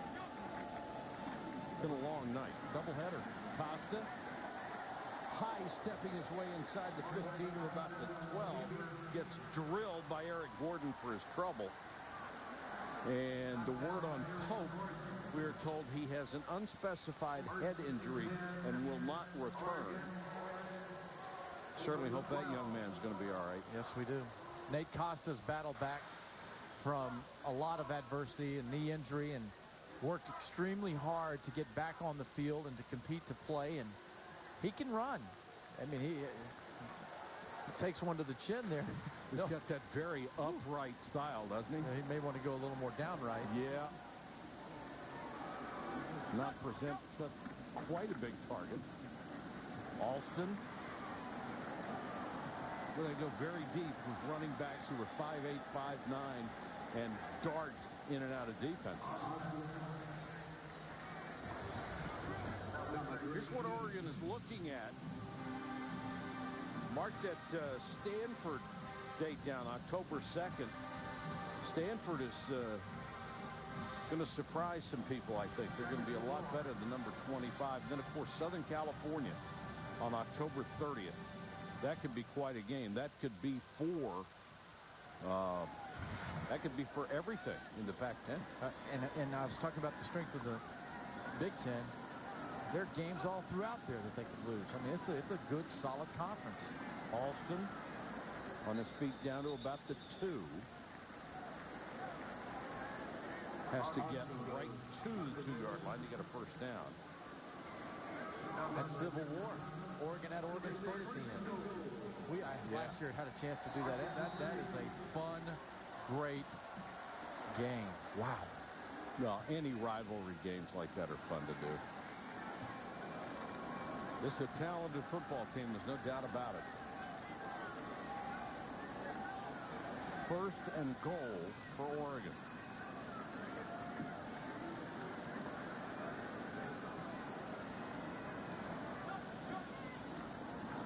Alston. Touchdown.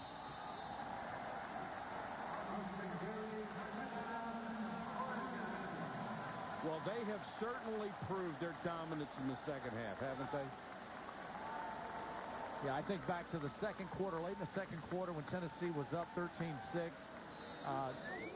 not holding on the ball a little longer in that series. You could see it in Derek Dooley's face when they had to punt. He's like, yeah, we need to go into at halftime up. Just the little things.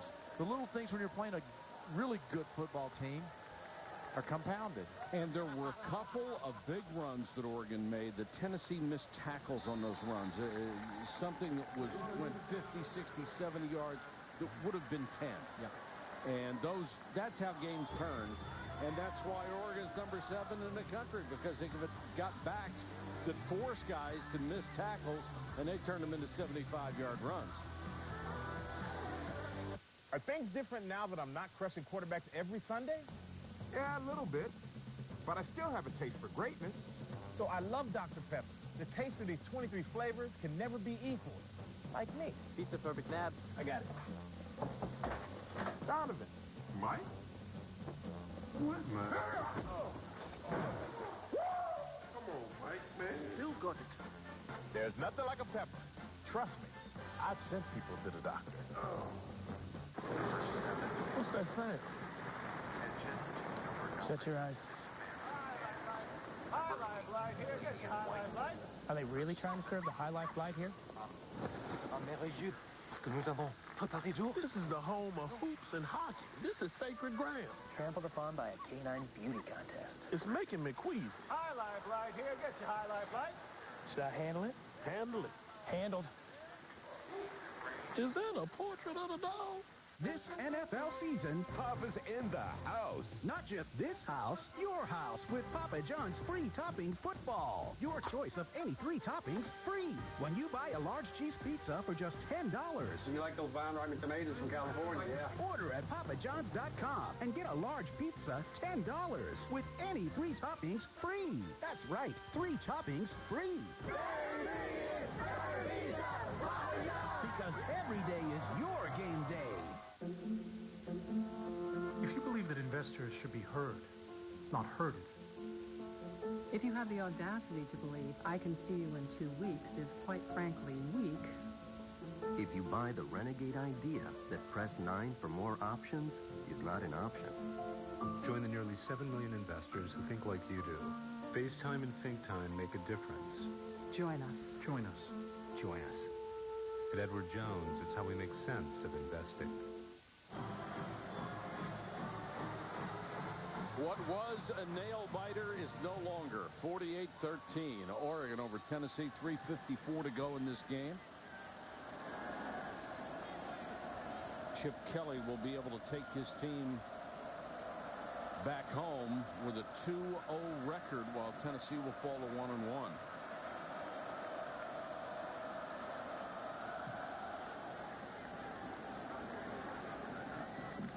Denarius Moore on the return for the Volunteers.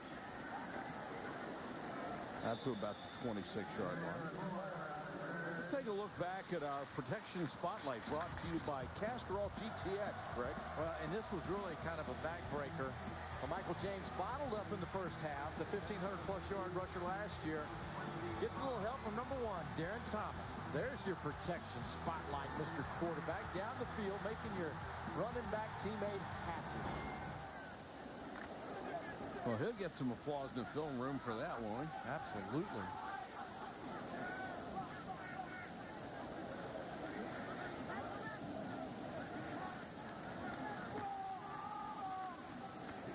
Sims gives it off to Rajon Neal, who is the new tailback, and let's check in with Shelley. This is very much a feel-good win for the Ducks, not just because they came into this stadium and came out with a win, but because they have their whole team back together. It was a very tumultuous offseason. As we know, Jeremiah Masoli, the quarterback, was dismissed after violating Chip Kelly's basically zero-tolerance rule after lying to him in conjunction with a burglary. And then LaMichael James was suspended for his role in a fight with his girlfriend. Suspended for the season opener. By all accounts, though, LaMichael James has done everything that they have asked of him. He lived for a while with James Harris, the assistant athletic director. who also was in charge of the LeGarrette Blunt situation. But when LaMichael James came onto the field tonight, his teammates were very excited for him. He said he had a hard time sleeping all week because he was so excited to be back in this game. And for him to score, they were very much back as a team. Well, Shelley, you know, there's so much new media now that if anything happens, there's no place to hide. Somebody's going to find out about it. And if you don't walk the straight and narrow anymore, you're going to be in the public spotlight. Period. Comes with the territory, doesn't it? It does. Yep, that's just the way it is. Sims remains in at quarterback. And throws incomplete as Neal can't hold it. Running a little circle route out of the backfield. Yeah, we knew that by getting LaMichael James back, it was double the potential today. And certainly these guys didn't let us down, did they? Double your fun. Yeah. And, of course, Barner only had 26 yards rushing, but then had the big punt return for a touchdown. And as he always seems to, 228 all-purpose yards. Harris will go back to return a punt. He had 2 punt returns for touchdowns a week ago.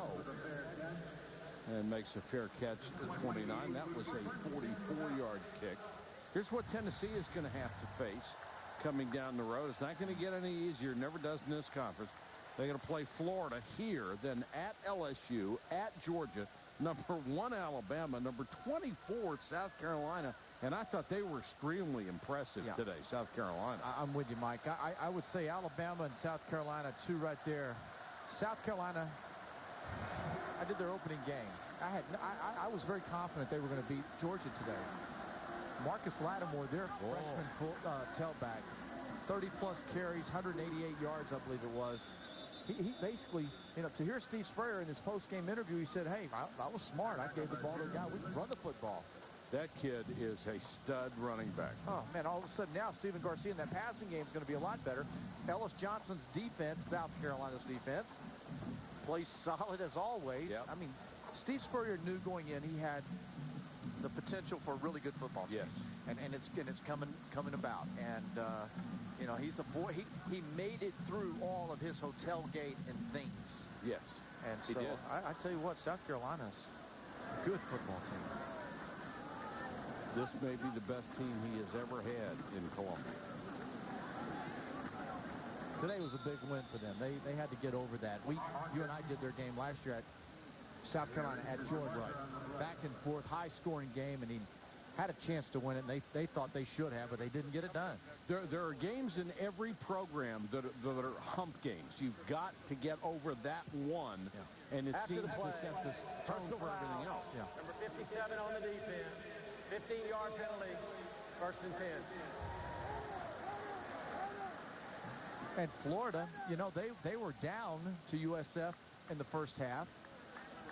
Offensively still struggling. Defense is okay, but they're relying on big plays. And I guess, you know, at some point you're going to have to grind it out, grit it out. And we haven't found that. They haven't found their identity yet. Texas's offense apparently hasn't either. And Texas has to play, I believe, next week at Texas Tech. So they better figure out their offense if they're going to score some points and get up in the game. Well, I think that's why it's so impressive when you see a young man like Lattimore today for South Carolina, because the running game should work all the time. And Cam Newton, Auburn.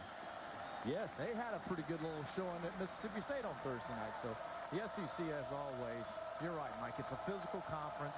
In the first half here tonight, we saw Tennessee come out with an SEC ground game, and they were in the game, right? Yep. So if you can run, if you can't run it in this conference, you're gonna feel it. And Tennessee will go back to the drawing board after losing this game 48-13, but they can go back and look at the first half where they played so well against a nationally ranked opponent, a team that has a chance to win a national championship. Keep that in mind.